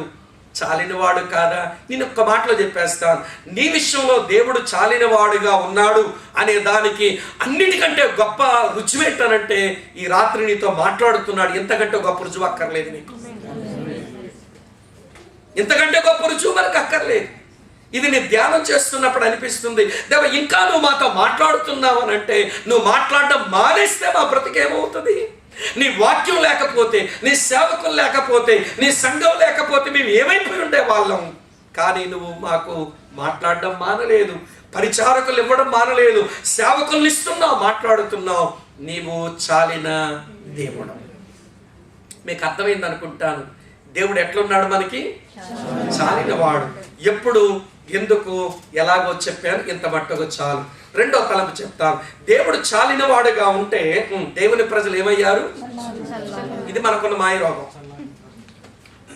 దేవుడేమో చాలినవాడు, దేవుని ప్రజలేమో చల్లారిపోతున్నారు. సరే, ఈ 21 అధ్యాయాల్లో వారు చల్లారిపోవడానికి కారణం ఏంటి అసలు? దానికి 3 కారణాలన్నా మీతో చెప్తాను. చాలా కారణాలు ఉన్నాయి, నేను అన్ని వివరిస్తే మన సమయమే చాలదు. కనుక దేవుడి ప్రజలు చల్లారడానికి 3 కారణాలు చెప్తాను. మొదటి కారణం ఏంటనంటే, వారు స్వాధీనపరచుకోవలసిన దానిని స్వాధీనపరచుకోక చల్లారిపోతున్నారు. They were failed to conquer the land. దేవుడు ఏమన్నాడు? మీరు కనాను దేశం వెళ్ళిన తర్వాత కనాను దేశాన్ని స్వాధీనపరచుకోండి, కనాను దేశంలో ఉన్న కనానీయులను మీరు వెళ్ళగొట్టండి, వాళ్ళు తిరగబడితే చంపేయండి, కానీ ఆ దేశాన్ని స్వతంత్రించుకోండి. ఎందుకంటే వారు అగ్నిగుండాలు దాటించేవాళ్ళు, వాళ్ళు బయలుదేవతలను ఆరాధించేవాళ్ళు, వాళ్ళు అష్టారోతు దేవతను ఆరాధించేవాళ్ళు, చిన్నపిల్లలకు బలిస్తారు, సోదికి వెళతారు, ఎవడి కిచకిచలాడు గొంతుకులు కలిగిన వాళ్ళ దగ్గర వెళ్తారు, చిల్లంగతనం వాళ్ళ దగ్గర ఉంది. ఇవన్నీ నాకు హేయం, వాళ్ళు ఉండడానికి వీల్లేదు. ఇది మీ పితరుడైన అబ్రాహాముకు నేను ఇస్తానని చెప్పిన దేశం. కనుక దేశాన్ని స్వాధీనపరచుకోండి అంటే వీళ్ళు దేశంలోనికి వచ్చారు కానీ ఆ దేశాన్ని స్వాధీనపరచుకోవాలా? చూడండి, కొన్ని రెఫరెన్స్లు చూపిస్తాను, మీ బైబిల్లో అండర్లైన్ చేయండి. 1వ అధ్యాయం 27వ వచనంలో 3వ లైన్ చూడండి. 3వ లైన్ ఇలా ఉంది, మెగిద్దో నివాసులను, మెగిద్దో పల్లెలను, తర్వాత మాట ఏంటి? స్వాధీనపరచుకొనలేదు. 28వ వచనం చూడండి, ఇశ్రాయేలు బలవంతులైన తరువాత వారు కనానీయుల చేత వెట్టి పనులు చేయించుకొనిరు గాని వారిని బొత్తిగా వెళ్ళగొట్టలేదు. మళ్ళీ 29వ వచనం చూడండి, ఎఫ్రాయిమీలు గెజెర్లో నివసించిన కనానీయులను, చెప్పండి, వెళ్ళగొట్టలేదు. 30వ వచనం, జబూలీలు కిత్రోను నివాసులను, నహలోల నివాసులను, చెప్పండి, వెళ్ళగొట్టలేదు. తర్వాత ఇలా మీరు చదవండి చివరి వరకు. దేవుడు వారిని వెళ్ళగొట్టండిరా, వారితో సంబంధాలు పెట్టుకోకండి, వాళ్ళు భక్తి అది నాకు హేయమైన భక్తి, వాళ్ళ మూఢభక్తిలో ఉన్నారు, వాళ్ళతో మీరు కలిసిపోకండి, వాళ్ళు వెళ్ళగొట్టండి, మీరు దాన్ని స్వాధీనపరచుకోండి అంటే వీళ్ళు స్వాధీనపరచుకోలేదు, వారిని వెళ్ళగొట్టలేదు, వాళ్ళతో సంబంధాలు కలుపుకున్నారు. మీ అమ్మాయిని మా అబ్బాయికి ఇస్తారా? ఏంటంట? మీ అమ్మాయిని మా అబ్బాయికి ఇస్తారా? మీ అబ్బాయికి మా అమ్మాయిని ఇస్తాము. కనుక పెళ్ళిళ్ళు చేసుకుంటున్నారు, సంబంధాలు కలుపుకుంటున్నారు, అది దేవునికి హేయం. They failed to conquer the land. ఈ విషయం మన వరకు తీసుకుని వస్తారు. మీరంటే మనమేం ఫెయిల్ అయిపోయామో చెప్పనా? మనము మన స్వాధీనపరచుకోవలసిన దాన్ని మనము స్వాధీనపరచుకోవడం లేదు. సరే, కనానును వారు స్వాధీనపరచుకోవాలి, మనమేమి స్వాధీనపరచుకోవాలో చెప్తాను. కనాన్ అంటే అర్థం ఏంటో చెప్పండి. కనాను దేంతో పోలుస్తాం చెప్పండి అమ్మా? పరలోకంతో పోలుస్తాం. కానీ ఎక్కువ మంది మన బోధకులు కనానును పరలోకంతోనే పోలుస్తారు. అది హెర్మెనెటిక్స్ కాదు, అది బైబిల్ ఇంటర్ప్రిటేషన్ ప్రిన్సిపల్స్కి ససేమిన పనికిరాదు. మన పూర్వీకులు పాపాలకు తెలియక, హెర్మెనెటిక్స్ తెలియక దాని పరలోకంతోనే పోల్చారు. పరలోకంతో పాటలు కూడా వచ్చాయి కదా. కానాను పురము కేగుదమా ఓ నా సోదరులారా అని పాట కూడా వచ్చేసింది మనకి. ఏమండి, పరలోకంతో కనాను దేశాన్ని పోల్చకూడదు, కనాను పరలోకంతో కంపేర్ చేయకూడదు. ఎందుకో చెప్తాను వినండి. కనాను దేశంలోకి వారు వెళ్ళినప్పుడు వారు కనాను దేశంలో యుద్ధాలు చేయాలి. మీరు పరలోకం పోతే ఎవరితో యుద్ధం చేస్తారు? ఇక్కడ ఉన్నారా లేదా? యుద్ధాలు లేవు అక్కడ. వీళ్ళు కనాను దేశంలోకి వెళితే దుఃఖము, వేదన, శోధన, బాధలు ఉన్నాయి. మరి కనాను దేశంలోకి వెళ్తే ఇవన్నీ ఉంటాయా? మాట్లాడరేమమ్మా? ఇవి ఉండవు. వీళ్ళు కనాను దేశంలోకి వెళ్తే అక్కడ శత్రువులు ఉన్నారు. మీరు పరలోకం పోతే మీకు ఎవరు శత్రువులు ఉంటారు? అక్కడ ఉండరు. అక్కడ శత్రువులు లేరు, అక్కడ యుద్ధాలు లేవు, అక్కడ దుఃఖము, వేదన, శోధన, బాధలు లేవు. ఇవేది లేని స్థలమే పరలోకం. కనానులో ఇవన్నీ ఉన్నాయి. మరి కనాను పరలోకంతో పోల్చడానికి ఏమి సరిపోతుంది? చాలనే చాలదు. మరి దేంతో పోల్చొచ్చు అంటే నిజ క్రైస్తవ జీవితంతో పోల్చొచ్చు. True Christian life. కనాను దేశం అంటే నిజ క్రైస్తవ జీవితం. నిజ క్రైస్తవ జీవితంలో మనకు ముగ్గురు శత్రువులు ఉన్నారు. మన శరీరం మన మొదటి శత్రువు, మన చుట్టూ ఉన్న లోకము రెండో శత్రువు, మన మామయ్య సాతానుడు మూడో శత్రువు. ముగ్గురు శత్రువులు ఉన్నారు. ఏమంటే మన క్రైస్తవ జీవితం అంతా స్ట్రగుల్, పోరాటమే. ఎన్నోసార్లు ఏడుస్తాం, ఎన్నోసార్లు వేదన, బాధలు అనుభవిస్తాం. కనుక నిజ క్రైస్తవ జీవితంలో అడుగు పెడితే శత్రువులు ఉన్నారు, యుద్ధాలు ఉన్నాయి, శోధన, వేదన, బాధలు కూడా ఉన్నాయి. కనుక దేవుని యొక్క వాక్యమును బట్టి కనానును స్వతంత్రించుకోవడం అంటే నిజ క్రైస్తవ జీవితాన్ని స్వతంత్రించుకోవడం. వినండి, ఇలా చెప్తాను. కనాను దేశంలోకి వెళ్ళినప్పుడు వారు కనాను దేశాన్ని స్వతంత్రించుకోవాలంటే కనానీలను వెళ్ళగొట్టాలి. ఇలా చెప్తాను వినండి. ఎవడు హిత్తీలను వెళ్ళగొట్టాలి, హివ్వీలను వెళ్ళగొట్టాలి, గిర్గేసీలను వెళ్ళగొట్టాలి, యబూసీలను వెళ్ళగొట్టాలి, అమోరీలను వెళ్ళగొట్టాలి, పెరిజీలను వెళ్ళగొట్టాలి. 7 నేషన్స్ ఉన్నాయి అక్కడ, ఎమిరేట్స్ లాగా. ఏమండి 7 జనాంగాలు ఉన్నారు కనాను దేశంలో. కనానీయులు, హిత్తీయులు, హివ్వీలు, పెరిజీలు, గిర్గేసీలు, యబూసీలు, అమోరీలు. మన నిజ క్రైస్తవ జీవితం స్వతంత్రించుకోవాలంటే ఎక్కడ కూడా ఎమిరేట్స్ ఉన్నారు, లేదా ఎక్కడ కూడా ప్రియులార దేవుని ప్రజలకు అవండి నిజ క్రైస్తవ జీవితాన్ని స్వతంత్రించుకోవడానికి మనకు కూడా అడ్డులు ఉన్నాయి. ఏంటో చెప్పన, మీరు కనానీయుల యొక్క మొత్తం 7 జనాంగాలను మీరు సరిగా ఇంటర్ప్రెట్ చేస్తే, చదివితే వాళ్ళ గుణాలు మనకు అర్థమవుతాయి. ఆ గుణాలు జయిస్తే నిజ క్రైస్తవ జీవితాన్ని స్వతంత్రించుకున్నట్లే. ఏంటో గుణాలు చెప్తాను వినండి. కనానీయులు అంటే మోరల్ ఇంప్యూరిటీ. కనానుకు మూల పురుషుడైన హాము తన తండ్రి దిగంబరిగా ఉండగా దిశమలను చూచి మురిచిపోయాడు కదా. అంటే కనానీయులు అంటే దిగంబరత్వం చూడడానికి ఇష్టపడే వాళ్ళు. ఈరోజు మనకేమి ఇష్టమో తెలుసునా? వినండి ప్రియులారా, మీరు ఆంధ్ర వచ్చి చూడండి, వాల్ పోస్టులు గోడ మీద అంటిస్తే వీడికి ఏం మాయడం, దెమ్మకుక్కలాగా నిలబడి ఉండిపోతాడు అలా చూసుకుంటూ. వీడికి ఏం పని అక్కడ? ఒంటి నిండా బట్టలు వేసుకున్న బొమ్మలు గోడ మీద ఉంటే నిలబడ్డాడు. ఏమంటే అక్కడ గుడ్డలు సరిగా ఉండడంలో చూస్తే అలాగే నిలబడిపోతాడు. అక్కడ స్కూటర్ వచ్చి గుద్దినా, కారు హార్న్ వేసినా వీడికి వినబడదని చెవుట్లో చెట్లు పరిచేస్తాయి వీడికి. అప్పుడు అమ్మ అర్థమవుతున్నదా? ఈ రోజున మనుషుల యొక్క నీచ ప్రవృత్తి ఏమైపోయిందని అంటే ఏమండి, we decide to look at nakedness. ఈ దిగంబరత్వాన్ని చూడటంలో తపన పెరిగిపోతుంది. ఆ వరవడిలోనే సినిమాలు వచ్చాయి కదండి. కనుక సాతానుడు దిగంబరత్వాన్ని చూసి మన మానసిక వ్యభిచారులుగా చేద్దామని వాడు వెండి తెర కనిపెట్టి మనకి పెట్టాడు. అందరూ వెండి తెర దగ్గరికి వెళ్ళట్లేదని మన మీద వాడికి చాలా ప్రేమ పెరిగిపోయి మీరు వెండి తెర దగ్గర రాకపోయినా పర్వాలేదని బుల్లి తెర కనిపెట్టి ఇంట్లో పెట్టాడు. ఏంటమ్మది? ఆ టీవీ. ఈ బుల్లితెర దగ్గర కూడా కూర్చొని ఈ చెత్త చూడడానికి మీకు టైం లేదు గనక మీరేం బాధపడకుండా మీరంటే అంత ప్రేమో అని చిట్టి తెర తయారు చేసి చేతిలో పెట్టాడు. ఇప్పుడు ఏముంది మన చేతుల్లో? చిట్టి తెర పట్టుకొని చూసుకుంటున్నారు పిల్లలు. అమ్మ అర్థమవుతున్నదా? కనుక కనానీయులు అంటే మోరల్ ఇంప్యూరిటీ, దిగంబరత్వాన్ని చూడడానికి ఇష్టం. హిత్తీయులు అనగా దెబ్బలాడే గుణం కదా. హిత్తీయుల యొక్క కుమార్తెలను ఏమండి ఏసావు పెళ్లి చేసుకుంటే రెబెక్కమ్మ ఏమందో తెలుసా? భర్త దగ్గరకు వచ్చి, ఏమండి ఈ హేతు కుమార్తెల వల్ల నా ప్రాణం విసిగిపోయిందండి, వీళ్ళు దెబ్బలాట్ల పెడుతున్నారండి, నీ చిన్న కొడుకైన యాకోబు కూడా ఈ హిత్తీయుల కుమార్తెల్లో ఎవరినైనా పెళ్లి చేసుకుంటే నేను బతకడం కంటే చచ్చుటే మేలంది భర్త దగ్గరికి వచ్చి. అంటే హేతు కుమార్తెలు ఎలాంటి వాళ్ళంటే కోర్లింగ్ నేచర్. హివ్వీయులు అంటే వాళ్ళ మోసగాళ్ళు. ఏమంటే ఎండిపోయిన రొట్టె ముక్కలు, ఎండిపోయిన తిత్తులు, లేకపోతే ఏమంటే చిరిగిపోయిన చెప్పులు వేసుకుని దైవజనుడైన యెహోషువకే డుమ్మా కొట్టించారు వీళ్ళు. Deceptive nature. వినండి, పెరిజ్జీయులు అంటే ప్రాకారం లేని పురాల్లో ఉంటారు. వీళ్ళకి సెల్ఫ్ కంట్రోలే ఉండదు. అమ్మ వింటున్నారా? గెర్గేషీలు అంటే సైతాన గుణం, బెదిరిస్తారు. ఎవడైనా తిరగబడితే బెదిరిపోతారు. ఇది వాళ్ళ నేచర్ బైబిల్లో. అమోరీలు అంటే గర్వవంతులు. ప్రియులారా, యెబూసీయులు అంటే వీళ్ళకి బోల్డంత సెల్ఫ్ కాన్ఫిడెన్స్ ఎక్కువ. యెబూసీయుల మీద ఒకసారి దావీదు వస్తే, దావీదు వస్తుంటే ఈ యెబూసీయుల రాజు ఏమన్నాడో తెలుసు?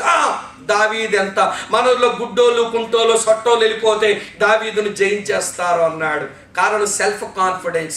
ఈ 7 గుణాలు ఎవరిలో అయితే ఉంటాయో వాళ్ళ నిజ క్రైస్తవ జీవితాన్ని వాళ్ళు గ్రాప్ చేయలేరు, స్వతంత్రించుకోలేరు. మళ్ళీ చెప్పనా?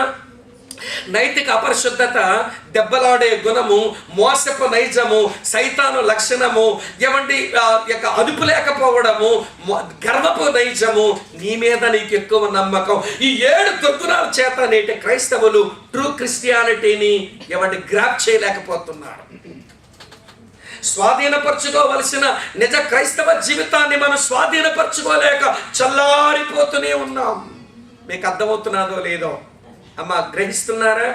ఆ రోజున ఈ 7 జనాంగాల్ని తరమక వీళ్ళు చల్లారిపోయినట్లుగా ఈ 7 గుణాలను మనం జయించలేక మనము కూడా చల్లారిపోతూనే ఉన్నాం. ఇది ఒక కారణం. రెండవ కారణం చెప్తాను, వినండి. రెండవ కారణం ఏమిటి అంటే, వినండి ప్రియుల జాగ్రత్తగా, వారు ఉండవలసిన వానితో హత్తుకొని లేక చల్లారిపోయారు. They failed to cling the Lord. ప్రభువుని హత్తుకొని ఉండవలసిన వారు ప్రభువుని హత్తుకొని లేరు. ఎవరు హత్తుకున్నారట? చదువుతాను చూడండి.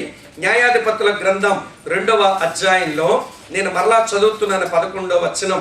ఇలా చూడండి, ఇశ్రాయేలీయులు యెహోవా కన్నుల ఎదుట కీడు చేసి ఐగుప్తు దేశములో నుండి వారిని రప్పించిన తమ పితరుల దేవుడైన యెహోవాని విసర్జించి బయలుదేవతను పూజించి తమ చుట్టూ నుండి జనుల దేవతల్లో ఇతర దేవతలను అనుసరించి వాటిని నమస్కరించి యెహోవాకు చెప్పండమ్మా పాపం పుట్టించారు. They failed to క్లింగ్ the lord. ప్రభువుని హత్తుకొని ఉండవలసిన వారు హత్తుకొని లేరు. దేన్ని హత్తుకున్నారంటే బయలును అస్తారోతును హత్తుకున్నారట. కనానీయులు దేవతలు, బయలుదేవుడు, అస్తారోతు దేవత. వీళ్ళ గురించి 2 మాటలు చెప్తాను. వీళ్ళిద్దరు లవర్స్ అంట. వీళ్ళకి పెళ్లి చేసే వరకు దేవుడు లేడు. తెలుసా మీకు? కనాను దేశంలో బయలును ఎందుకు ఆరాధిస్తారు? బయలుని ఏమని ఆరాధిస్తారు? అష్టారోతుని ఏమని ఆరాధిస్తారంటే, బయలు మగవాడు, అష్టారోతు ఆడది. వీరిద్దరూ ప్రేమించుకున్నారట. పెళ్లి చేసేవాడు లేక బయలేమో కొండెక్కు కూర్చున్నాడు, అష్టారోతు ఆమె కింద ఉంది. పెళ్లి చేసే దేవుడు లేడు. బయలు ఎందుకు ఆరాధిస్తారు వాళ్ళనంటే, వర్షాలు బాగా పడి పంటలు పండుతాయని. అష్టారోతుని ఎందుకు ఆరాధిస్తారనంటే, స్త్రీలకు గర్భాలు నిండుతాయని, పిల్లలు పుడతారని అష్టారోతుని పూజిస్తారు. అది వాళ్ళ యొక్క బిలీఫ్. అది కనానీయుల యొక్క విశ్వాసం. ఇశ్రాయేలు ప్రజలతో దేవుడు చెప్పలేదా? లేవికాండం 26వ అధ్యాయంలో నేను వర్షాలు ఇచ్చేవాడిని అని చెప్పలేదు దేవుడు? పిల్లలు ఎవరిస్తే పుడతారు? గర్భఫలము.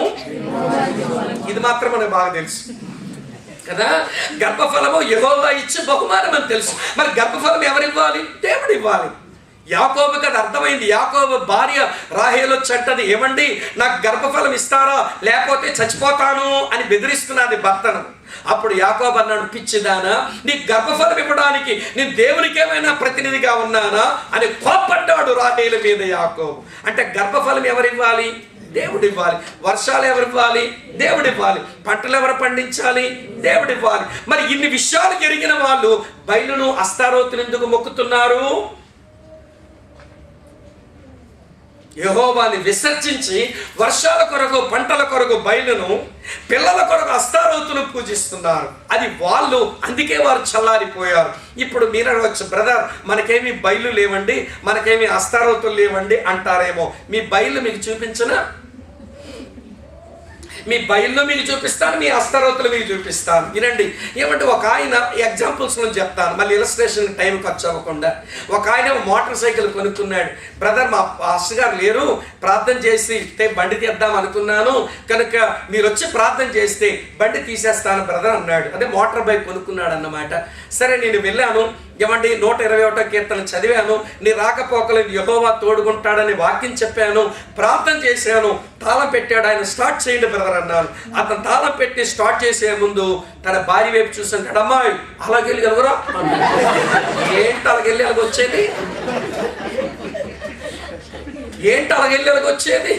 వినండి స్నేహితులారు. అంటే నేను వెంటనే బ్రదర్ ఒక్క నిమిషం ఆగండి అంటే ఆగాడు. సిస్టర్ మీరు ట్రెండ్ అన్నాను. ఆమె పక్కకు వచ్చేసింది. సిస్టర్ ఎందుకు రమ్మన్నారంటే, అదే బ్రదరు సిస్టర్ ముఖం చూస్తే వెళ్ళినప్పుడు శుభం జరుగుద్ది బ్రదర్ అన్నాడు. మరి ఆ పాడటానికి వాక్యం చదవడం ఎందుకు? నన్ను ప్రార్థన చేయడానికి పిలవడం ఎందుకు? మీ ఆవిడ గారిని ఎదురుకొచ్చి మీరు వెళ్ళిపోవచ్చు కదా అన్నాను. అదేంటి స్వామి బ్రదరు అలాగంటారన్నాడు. మీరు ఒక పని చేస్తే సిస్టర్ ఎదురొస్తే నేను ఒప్పుకుంటానన్నా. ఏం చేయమంటావు అన్నాడు. ఏమి లేదు, నేను చదివిన కీర్తనలో ఆ చివరి వచనం మీరు కొట్టేసి, నీ రాకపోకలేని యెహోవా నిన్ను కాపాడని ఉంది కదా, అది మీరు కొట్టేసి నీ రాకపోకలేని మా ఆవిడ ముఖము కాపాడని రాసి, ఎవడు ఏ కార్యం చేసుకుని మీ ఆవిడ పంపగలరా మీరు? మళ్ళీ నమ్మిందేమో యేసు ప్రభుని. విచారం ఏంటంటే ఒక పెద్ద చర్చిలో ఎల్డర్ మళ్ళీ ఎతగాడు. చర్చిలో సంఘములో పెద్ద ఏమండి భార్య ఎదురు చూపు. వినండి, ఆయన గురించి చెప్పాను, నవ్వుతున్నారు. అమలక్కల సంగతి చెప్తాను ఇప్పుడు. మీరేం తక్కువ తినరు, మీ బయలు మీ దగ్గరే ఉన్నాయి.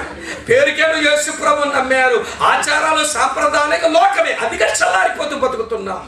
ఏమండి ఇల్లు ఏదో కట్టుకుంటారు.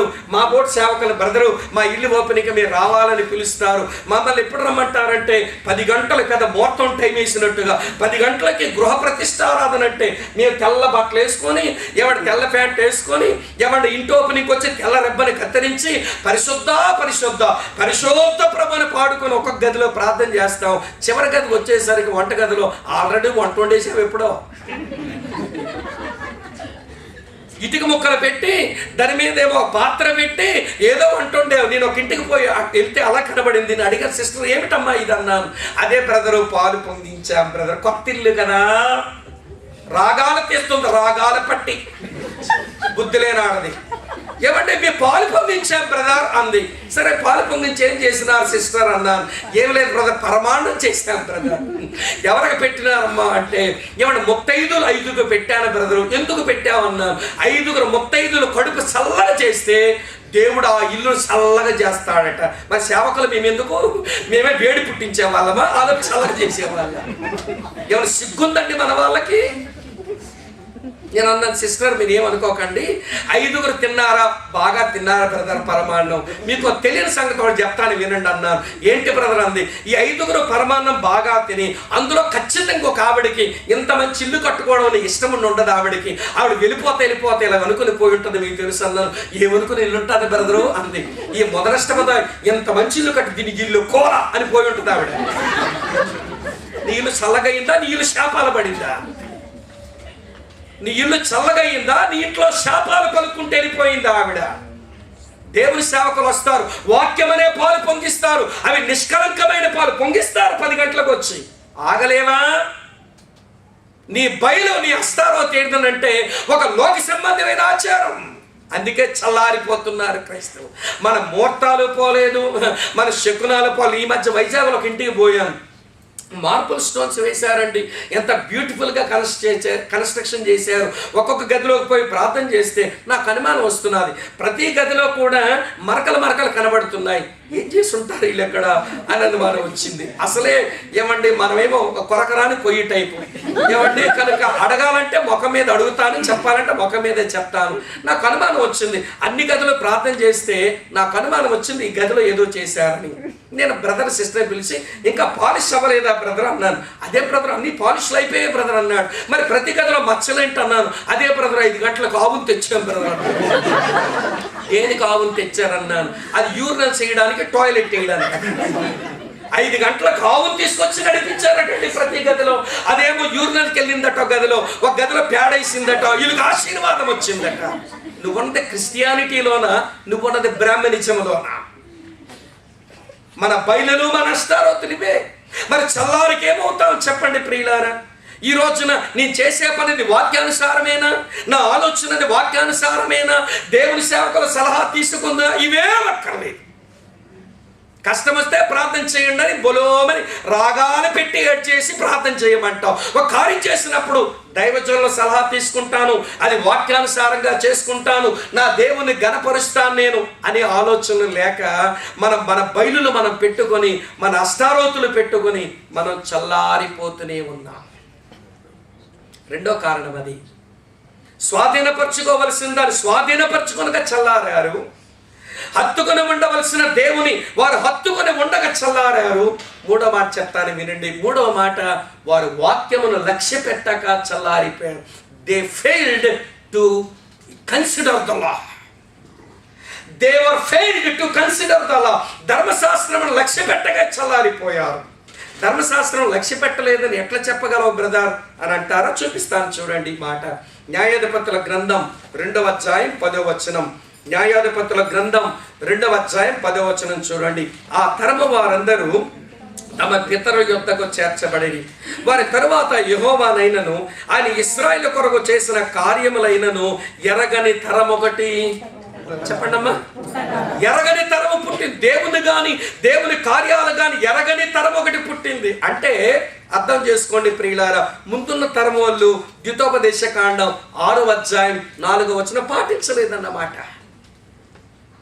ద్వితోపదేశకాండ 6:4లో దేవుడేమన్నాడో తెలుసా?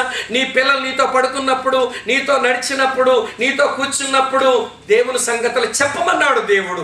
ఇప్పుడు దేవుని కానీ ఆయన కార్యాలు కానీ ఎరగని ఒక తరం ఒకటి పుట్టిందంటే ముందున్న తరమ వారు వాక్యమును చెప్పండి అమ్మా చెప్పలేదు, లక్ష్య పెట్టలేదు.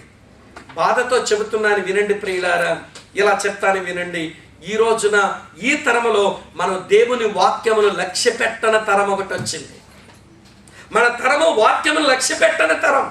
మన ప్రోగ్రామ్స్లో అన్నీ ఉంటాయి ఏమండి, వాక్యానికి మాత్రం ఏమండి ఇక్కడ బాగా టైం ఇచ్చారులేండి. నేను వేరే కొన్ని దేశాల్లో చూస్తున్నాను, అట్లా అన్నీ ఉంటాయి. కానీ వాక్యం దగ్గర వచ్చి బ్రదరు ఒక 10 నిమిషాల్లో ముగించండి అంటే, అదేంటి బ్రదర్ వాక్యం ప్రాముఖ్యం కదా. వాక్యం ఎప్పుడైనా చెప్పుకోవచ్చండి. ఈ ఎమ్మెల్యే గారు మళ్ళీ వస్తాడా కాబట్టి ఎమ్మెల్యే గారితో మాట్లాడించావు. అతగాడు బుర్ర తినేసి అన్ని దేవుళ్ళు ఒక్కటే అన్నాడు. అదేనా మన మెసేజ్ లోకానికి? అతగాడితో ఎందుకు మాట్లాడించి ఏ దేవుడైనా పర్వాలేదని ఒక రాంగ్ మెసేజ్ ప్రజల్లోని పంపించి తర్వాత యేసు ప్రభువే నిజమైన దేవుడు అని మమ్మల్ని చెప్పమని చంపేస్తారు. అప్పుడు ఎమ్మెల్యేకి ఎందుకు ఇచ్చావు టైం? అది ఆత్మ సంబంధమైన కార్యక్రమాన్ని, అది ఒక పొలిటికల్ మీటింగ్ ఎందుకు చేసాం? ఎమ్మెల్యే మాట్లాడడానికి టైం ఉంది, ఏమంటే వార్డు మెంబర్లు గ్రీటింగులకి టైం ఉంది, ఏమంటే గవర్నమెంట్ అఫీషియల్స్కి టైం ఉంది, ఏమంటే మన పాటలకు టైం ఉంది. ఇంకో మాటలో చెప్పాలంటే ఈ మధ్య వెస్ట్రన్ కల్చర్ ఈ మాయరోగం కూడా వచ్చింది. ఆ మాయరోగం ఏంటంటే మన పిల్లలు డ్యాన్సులకి టైం ఉంది.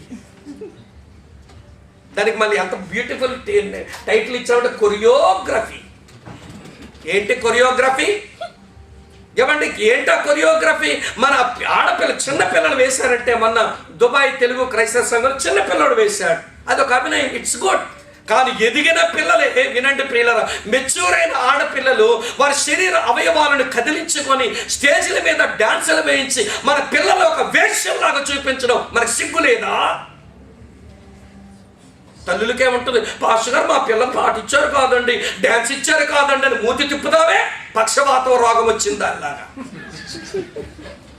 నీ కూతురికి పాట ఇవ్వక పాస్టర్ గారు మంచి పని చేశారు, ఆ డ్యాన్స్ ఇవ్వక మంచి పని చేశారు. పాస్టర్ గారు ఎంత మంచి పని చేశారండి. నా కూతురు తన శరీర అవయవాల్ని లోకస్తులకు చూపించుకొని ఆ ప్రోగ్రాంలో మా పిల్లలు పెట్టనందుకు మేము సంతోషిస్తున్నాం అనవలసిన తల్లిదండ్రులు దైవజనులనే తొలగేస్తారండి. ఈ రోజున Christian podiums, Christian pulpits, Christian stages ఎవడ వ్యభిచారులు వేసే డాన్సుల పాట ఏమో యేసుబా పాట, డాన్స్ ఏమో పవన్ కళ్యాణ్ డాన్స్ అంట. ఆడు బెట్ట పెట్టుకుని ఎలగలు కూపుతున్నాడు, బెట్ట పెట్టుకొని. పాట ఏమో యేసు ప్రభు పాట, డాన్స్ ఏమో బెట్ట పెట్టుకుని ఊపుతున్నాడే. ప్రియులారా, ఇలాంటి వాటికి టైం ఇస్తామని. వినండి ప్రియులారా, మనము దేవుని యొక్క సన్నిధి నుంచి వెళ్ళవలసినటువంటి వాక్యపు స్థలమును మనం అపరిశుద్ధపరుస్తున్నాం. మన పిల్లల్ని వేశ్యల్లాగా చేసి నిలబెడుతున్నాం. ఇక్కడ డ్యాన్సులు వేయించి, నేను ఆదిలాబాద్ జిల్లాలో ఒక మెడికల్ కాలేజీలో మాట్లాడడానికి వెళ్ళాను. ఆదిలాబాద్ రిమ్స్ మెడికల్ కాలేజీలో వాక్యం చెప్పడానికి ఆర్ఎస్ఎస్ వాళ్ళు ఇవ్వండి, ముస్లిమాన్లు చాలా వ్యతిరేకం, ప్రోగ్రాం జరగనివ్వరు. ఆ రోజు కూడా పరిస్థితి అదే. ప్రతి ప్రోగ్రాం ముందు వాళ్ళు అరిచేస్తున్నారు జై శ్రీరామ్ అని, ముస్లిమ్స్ ఒకలాగా అరుస్తున్నారు, అల్లరల్లరిగా ఉంది ప్రోగ్రాం. ప్రియులారా వినండి, అందులో డ్యాన్స్ వేస్తున్నారండి పిల్లలు, ఎంబీబీఎస్ అయిపోయి. వినండి ప్రియులారా, వాళ్ళు హౌస్ సర్జన్స్గా ఉన్న ఆడపిల్లలు మగపిల్లలు స్టేజ్ మీద డ్యాన్సులు వేస్తున్నారు. Jean pant, short length shirt అక్కలది. ఏమంటే బ్రదర్స్ ఏమో జీన్ ప్యాంట్లు వేసుకొని డ్యాన్స్ వేస్తుంటే పాట ఏం పాట తెలుసా? చిరకాల స్నేహితుడా నా హృదయాల సన్నిహితుడు అంటే వీళ్ళు యేసుప్రభు మీద పాడుతున్నారు, ఈ పిల్ల ఈడి మీద పాడుతుందో మాకు అర్థం అవ్వట్లా. పిల్లలు విజల్లో వేస్తున్నారు. అది హోలీ ప్రోగ్రామా? అది పరిశుద్ధమైన కార్యక్రమం? చిన్న పిల్లలతో అభినయం, అది వండర్ఫుల్, అది చెయ్యాలి. ఒక ఎంటర్టైన్మెంట్, ఒక సందేశం ఇవ్వడం నేను తప్పని చెప్పడం లేదు. కానీ ప్రియులారా, ఈ రికార్డ్ డ్యాన్సులు ఏమిటి, ఈ అల్లరేమిటి? ఇది ఆ రికార్డ్ డ్యాన్సులు అయిన తర్వాత మా ప్రోగ్రాం ఎంత బాగా జరిగింది తెలుసండి. మా యవనస్తులు భలే కొరియోగ్రఫీ చేశారు. పాట ఏమో యేసుబా పాట, డ్యాన్స్ ఏమో ఒక సినిమా యాక్టర్ డ్యాన్సు. దానివల్ల దేవునికి మహిమ వచ్చిందా? దేవుని హృదయం బద్దలైపోతుంది. అక్కడ ఆయన వేదన పడుతున్నాడన్న ఆలోచన కూడా లేదండి ఈ రోజున సంఘస్థులకు, సేవకులకు. అందుకే మరొక తరానికి ఏమొస్తుందో తెలుసా? డ్యాన్సులు మిగులుస్తాం మనం. మరో తరానికి, వినండి ప్రియులారా, మనుషులు మెప్పించే మాయమాటలు మిగులుస్తాం మరో తరానికి. మరో తరానికి మనం మిగిల్చిందేటో తెలుసా? Programmes, not spirituality. ఆత్మీయతను మిగల్చం, ప్రోగ్రాంలే మిగులుస్తామేమో. భయముతో చెబుతున్నాను ప్రియులారా, మన వెనకాలన్న చిన్న పిల్లలు ఆత్మీయత ఏంటో అర్థం కాక, అసలు ఏది నిజమైన ఆత్మీయత అర్థం కాక నలిగిపోతారేమో అని భయం వేస్తుంది నాకు. ఏం మిగిల్చాం? మన పిల్లలకి ఆస్తిపాస్తులు మిగిలిస్తే అది శాశ్వతం కాదని మనకే తెలుసు. ఆత్మీయత మిగిల్చాలి దేవుని పిల్లలంగా. వాక్యము, వాక్య ప్రమాణాల్లో జీవించడము, పరిశుద్ధమైన జీవితము, నీతియుక్తమైన జీవితము, సేవకులను గౌరవించడము, సంఘానికి హాజరవ్వడము, దేవుని సేవకు ఖర్చు పెట్టడం, ఇవన్నీ విలువ నేర్పించవలసిన మనము ఈ రోజున వాక్యానికి చోట్లేదు. అన్నీ పిల్లలకు నేర్పుతున్నాం, ఇవన్నీ పిల్లలకు నేర్పుతున్నాం. ప్రియులారా, ఇక్కడ ఈ మాట చదివినప్పుడు గుండె బద్దలవుతుంది. యెహోవానైనను ఆయన క్రియలైనను ఎరగని ఒక తరము పుట్టింది. వినండి, అబుదాబిలో, దుబాయ్లో ఉన్న మన పిల్లలు అక్కడ ఉన్నారు. ఆత్మీయత, దేవుని వాక్యం మనం లక్ష్య పెట్టి ఆ వాక్యాన్ని చేయకపోతే, ఆ వాక్య ప్రకారం జీవించకపోతే దేవుని కానీ దేవుని కార్యాలు కానీ ఎరగని పిల్లలుగా మన పిల్లలు అక్కడ మిగిలిపోతారు. భయపడదాం. 3 సంగతులు ఇంకెక్కువ చెప్పలేను, సమయం లేదు గనక. మొదటి మాట, వారు స్వాధీనపరచుకోవలసిన దాన్ని స్వాధీనపరచుకోక చల్లారిపోయారు. వారు హత్తుకొని ఉండవలసిన దేవుని హత్తుకొని ఉండగా చల్లారిపోయారు. వారు లక్ష్య పెట్టవలసిన వాక్యమును వారు లక్ష్య పెట్టక వారు చల్లారిపోయారు. ఇంత మట్టుకు చాలు చల్లారిపోయిన దేవుని ప్రజలను గురించి. దేవుడేమో చెప్పండి, మాట్లాడండి పర్వాలేదు. దేవుడేమో నాకు చాలినవాడు, మీకు చాలినవాడు. అది నిజమైతే గట్టిగా స్తోత్రం చెబుదాం. హల్లెలూయా. మనకు చాలినవాడు. మనము అంటే ఇండివిజువల్గా వేరుగా చేసుకోకండి, మనమంతా ఒక ఫ్యామిలీ. మనం రోజు రోజుకి చల్లారిపోతున్నాం. ఆంధ్రాలో క్రైస్తవులు చల్లారుతున్నారంటే మనం చల్లారినట్టే. మరో సంఘం చల్లారిపోతుందంటే అలా ఉన్నారు కానీ మీరు పెర్ఫెక్ట్ అండి, ఆ కబుర్లో వద్దు, మనకి అది మంచిది కాదు. మనం వాళ్ళతో కలిసి ఒక ఫ్యామిలీ. వాళ్ళు చల్లారిపోయినా మనము చల్లారిపోయినా ఆ డినామినేషన్లో ఉంటారు కానండి మేము ఎంత పౌరుషమో అని మాట్లాడొద్దు. వాళ్ళు చల్లారిపోతే మనము చల్లారిపోయినట్టే లెక్క. దేవుని ప్రజలు చల్లారిపోతున్నారు. మూడో మాట చెప్తాను. మూడో మాట ఏం చెప్తానన్నాను? చిగురించిన విశ్వాసం. దేవుని ప్రజల్లో కొంతమందిలో విశ్వాసం చిగురిస్తుంది. ఆ కష్టాల మధ్యలో విశ్వాసం చిగురించగా వినండి ప్రియుల, ప్రార్థనలు చేస్తున్నారు. ఏమండి, ఒత్నియేలు ప్రార్థన చేశాడు, షమ్గరు ప్రార్థన చేశాడు, ఏహూదు ప్రార్థన చేశాడు. వినండి ప్రియుల, దెబోరా కాలంలో ఇశ్రాయేల్ అందరూ ప్రార్థన చేశారు. గిద్యోను ప్రార్థన చేశాడు, సంసోను ప్రార్థన చేశాడు, యెఫ్తా ప్రార్థన చేశాడు. ఈ 21 అధ్యాయాల్లో 7 సార్లు దేవుని దగ్గర పగిలిపోయారు ప్రార్థనలో. కొంతమంది శేషం, అందరూ కాదు, రెమనెంట్ శేషం. శేషం మాత్రమే దేవుని కొరకు ఏడుస్తారు, శేషం మాత్రమే దేవుని కొరకు పౌరుషం కలిగి ఉంటారు. నలుగురితో నారాయణ, కులంతో గోవింద, కలిపి కొట్టురా కావేటి రంగ కాదు క్రిస్టియానిటీ. దేవుని కొరకు శేషం. ఆ శేషములో మనం ఉంటే మనము ధన్యులం. దేవునికి స్తోత్రం చెబుతాము. ఆ శేషము ఏడుస్తుంది దేవుని దగ్గర. దేవా, ఏంటి నీ ప్రజలమైన మాకు కష్టాలు వచ్చాయని ఏడుస్తూ ఉంటే 3 సంగతులు త్వరగా చెప్తాను, నా టైం ముగింపుకు వచ్చాను. మొదటిది ఏంటో తెలుసా? దేవుడు సామాన్యులను లేపాడు. God raised ordinary people. లేక నీ వెంబడపడి బ్రతిమలాడుతున్నాడు. ప్రియులారా, నువ్వు ఆయనకు కావాలి, నువ్వు ఆయనకు కావాలి. ఆయనకు దొరికితే, నువ్వు ఆయనకు అందుబాటులోనికి వస్తే, తన అసాధారణమైన శక్తిని నీకు ఇచ్చి నువ్వు అనేకులకు ఆశీర్వాదకరంగా ఉండినట్లుగా దేవుడు నిన్ను దీవించగోరుతున్నాడు. ప్రియులారా, దేవుడు నిన్ను దీవించగోరుతున్నాడు. ప్రభువా, ఈ రాత్రి నన్ను దాటి వెళ్ళిపోవద్దు నాయన, నన్ను దర్శిస్తున్నావు నీ వాక్యం చేత, నన్ను జ్ఞాపకం చేసుకో ప్రభువా. ఇగో నీ కొరకు, నీ సువార్త కొరకు బ్రతుకుతాను. ఇక సువార్త అందని మనిషి ఉండకూడదు. నా వలన అనేకులు నీ సత్యాన్ని తెలుసుకోవాలి. అనేకులు నాయన నీ యొక్క సంఘ స్థాపనలో నాతో కలిసి పనిచేయాలి. నేను నా సేవకుడితో కలిసి పనిచేస్తాను. నేను ఒక సామాన్యమైన వ్యక్తిని ప్రభువా.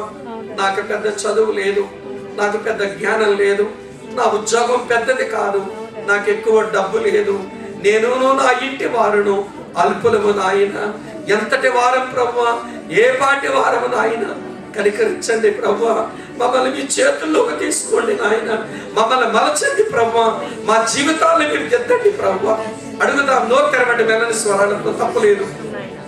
మీ స్వరం మీకు వినబడేలాగన్నా ప్రార్థన చేసుకోండి. కనీసం పక్కవారి స్వరం మీకు ఇబ్బంది పెట్టకుండా మీ స్వరం మీకు వినబడేలాగా ప్రార్థన చేసుకోండి. ప్రభువా, నీ కొరకు బ్రతుకుతాను, పస్తులైనా ఉంటాను ప్రభువా, నిందలైనా భరిస్తాను ప్రభువా, నాయన శోధన బాధలైనా అనుభవిస్తాను తండ్రి. నీ కొరకు జీవిస్తాను. నువ్వు నన్ను ఎక్కడ ఉంచితే అక్కడ, ఉద్యోగంలో, సంఘంలో, నాయన నా సమాజంలో, నా కుటుంబంలో నీ కొరకు సాక్షిగా బ్రతుకుతాను. ఒక సామాన్యమైన వ్యక్తిగా నీ పాదాలు ఎదుట నిలబడ్డాను ప్రభువా. నన్ను అంగీకరించవా, నన్ను తీసుకోవా. నేను ఇక పాపాన్ని ఆశించుకొని నీ అందరి విశ్వాసం కలిగి బ్రతుకుతానయ్యా. నా జీవితంలోకి రండి, నా జీవితాన్ని నీ చేతుల్లోకి తీసుకోండి ప్రభువా.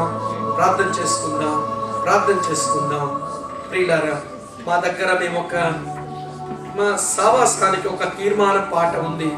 నేను ఆ పాట పాడుతూ ఉంటాను. అన్నా స్వామి, తమ్ముడు స్వామి, ఇంతసేపు దేవుడు మాతో మాట్లాడిన తర్వాత ఇంకా హృదయాన్ని ఉక్కులాగా చేసుకొని నేను ఎలా వెళతాను చెప్పు. ఇగో నా హృదయాన్ని ప్రభువుకి ఇస్తున్నాను, ప్రభు కొరకు బ్రతుకుతాను అని చెప్పే వాళ్ళు ఉంటే నెమ్మదిగా మీ కుడి చేతినెత్తి చూపుతారా? మీ కొరకై ప్రార్థన చేసి మేము ముగింపుకు వెళతాము. చేతులు చూపుతారా? నేను స్వస్థతల కొరకు ప్రార్థన చేస్తానని చెయ్యత్తమనలేదు, మీ ఆర్థిక ఇబ్బందుల కొరకు ప్రార్థన చేస్తానని చెయ్యత్తమనలేదు. మీరు ప్రభు కొరకు బ్రతకడానికి మీరు చేసే తీర్మానం కొరకు మీ కుడి చేతిని చూపమంటున్నాను.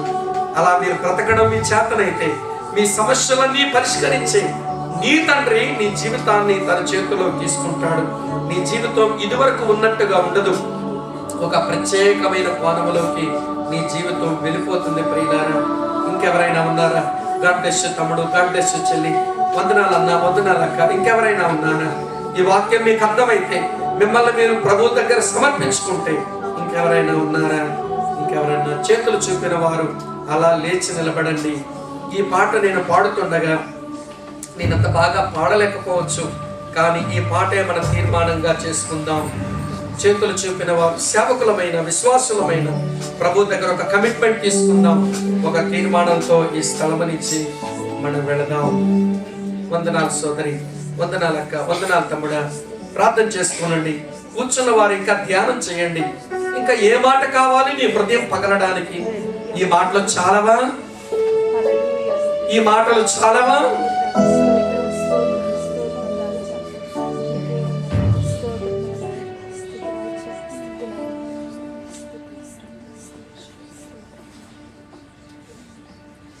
సువార్త అందని ఊరు ఉండని కూడదు, సంగములేని గ్రామం అసలుండనే కూడదు. సువార్త అందని ఊరు ఉండనే కూడదు, సంగములేని గ్రామం అసలుండనే కూడదు.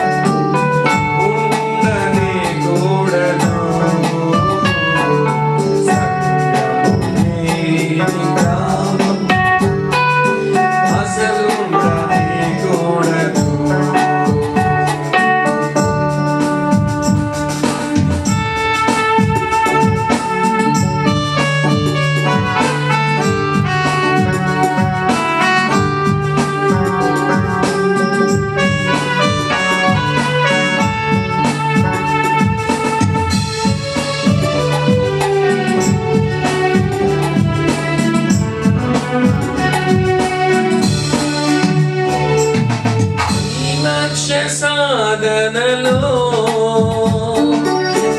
లక్ష్య పెట్టను నా ప్రాణం, సిలువను మోయుచు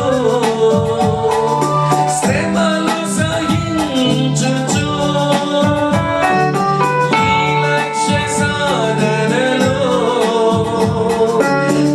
లక్ష్య పెట్టను నా ప్రాణం, సిలువను మోయుచు శ్రమలు సహించుచు, సాగెదను ముందుకు, చాటెదను శుభవార్తను, సాగెదను ముందుకు, చాటెదను శుభవార్తను. సువార్తందని ఊరు ఉండని కూడదు, సంగములేని గ్రామం అసలుండని కూడదు. ప్రార్థన చేసుకుందాం. మన బ్రతుకుల ఎదుట ఒకే ఒక లక్ష్యం. నా జీవితం, నా యొక్క క్రైస్తవ భక్తి విధానం అనేకులకు సువార్తను అందించేదిగా. నేను ఒక సామాన్యమైన వ్యక్తినే కావచ్చు, నా దగ్గర ఉన్నవి సామాన్యమైన సాధనాలే కావచ్చు, కానీ ప్రభుని నమ్మిన కారణం చేత తన అసామాన్యమైన శక్తి నా లోపల ఉంది. దేవుని ఆత్మ నా లోపల వసిస్తూ ఉండగా ఆయన కొరకు బ్రతుకుతాను. ఆయన కొరకు ఒక ఆశీర్వాదకరమైన వ్యక్తిని అవుతాను. నేను 10 మందికి ప్రయోజకుడిని అవుతాను. ఇదే ఈ రాత్రి మన తీర్మానం అయితే, ప్రభా పస్తులైనా ఉంటానయ్యా, నిందలైనా మోస్తానయ్యా. ఈ లక్ష్య సాధన కొరకు నా ప్రాణాన్ని లెక్క చేయక ప్రభు కొరకు నమ్మకంగా బ్రతుకుతాను నాయన. ఈ కృప నాకు ఇవ్వండి, నన్ను బలపరచండి. నన్ను ఈ రాత్రి దాటిపోవద్దు నాయన, నన్ను బలపరచండి ప్రభు. నన్ను నా జీవితాన్ని చేతులకు తీసుకోండి ప్రభు. నన్ను వర్ధిల్ల చేయండి అని ప్రభుకి అప్పగించుకుందాం, ప్రార్థన చేసుకుందాం. ప్రేమ స్వరూపుడమైన మా పరమ తండ్రి, నమ్మదగిన మంచి దేవా, మిమ్మల్ని మా మనసారా స్తుతిస్తున్నాను. ఈ రాత్రి మీరు మమ్మల్ని ప్రేమించి మా ఆధ్యాత్మిక క్షమాభివృద్ధిని కోరి అనేక కోణాల్లో మీరు మాతో మాట్లాడుతూ వచ్చినందుకు మీకు స్తోత్రాలు. చాలా సార్లు మా అజ్ఞానల చేత, మా బలహీనతల చేత నాయన మాకు తెలివి లేనందున, గ్రహింపు లేక చాలా సార్లు నాయన నీ హృదయాన్ని గాయపరిచిన వ్యక్తులు దయతో మమ్మల్ని క్షమించండి. నువ్వు క్షమించావనే దాని నిదర్శనమే ఈ రాత్రి మాతో మాట్లాడుతున్నావు. నువ్వు ఎంతైనా చాలిని వాడవు నాయన. మేము చెడిపోయినా చాలిని వాడవే నాయన. మాకు నైతిక విలువ లేకపోయినా చాలిని వాడవే. మేము ఆధ్యాత్మికమైన రాజీ పడిన దుస్థితికి వెళ్ళిపోయినా చాలిని వాడిగా ఉన్న ప్రభువా, మీకు స్తోత్రాలు, వందనాలు. ఆయన ఈ రాత్రి వేళ నీ వాక్యం విని తమను తాము నీ చేతుల్లో పెట్టుకొని ముందున్న భవిష్యత్తు కాలానికి ఒక యోగ్యమైన భక్తి జీవితం జీవించాలని ఆశపడి నీ సన్నిధిలో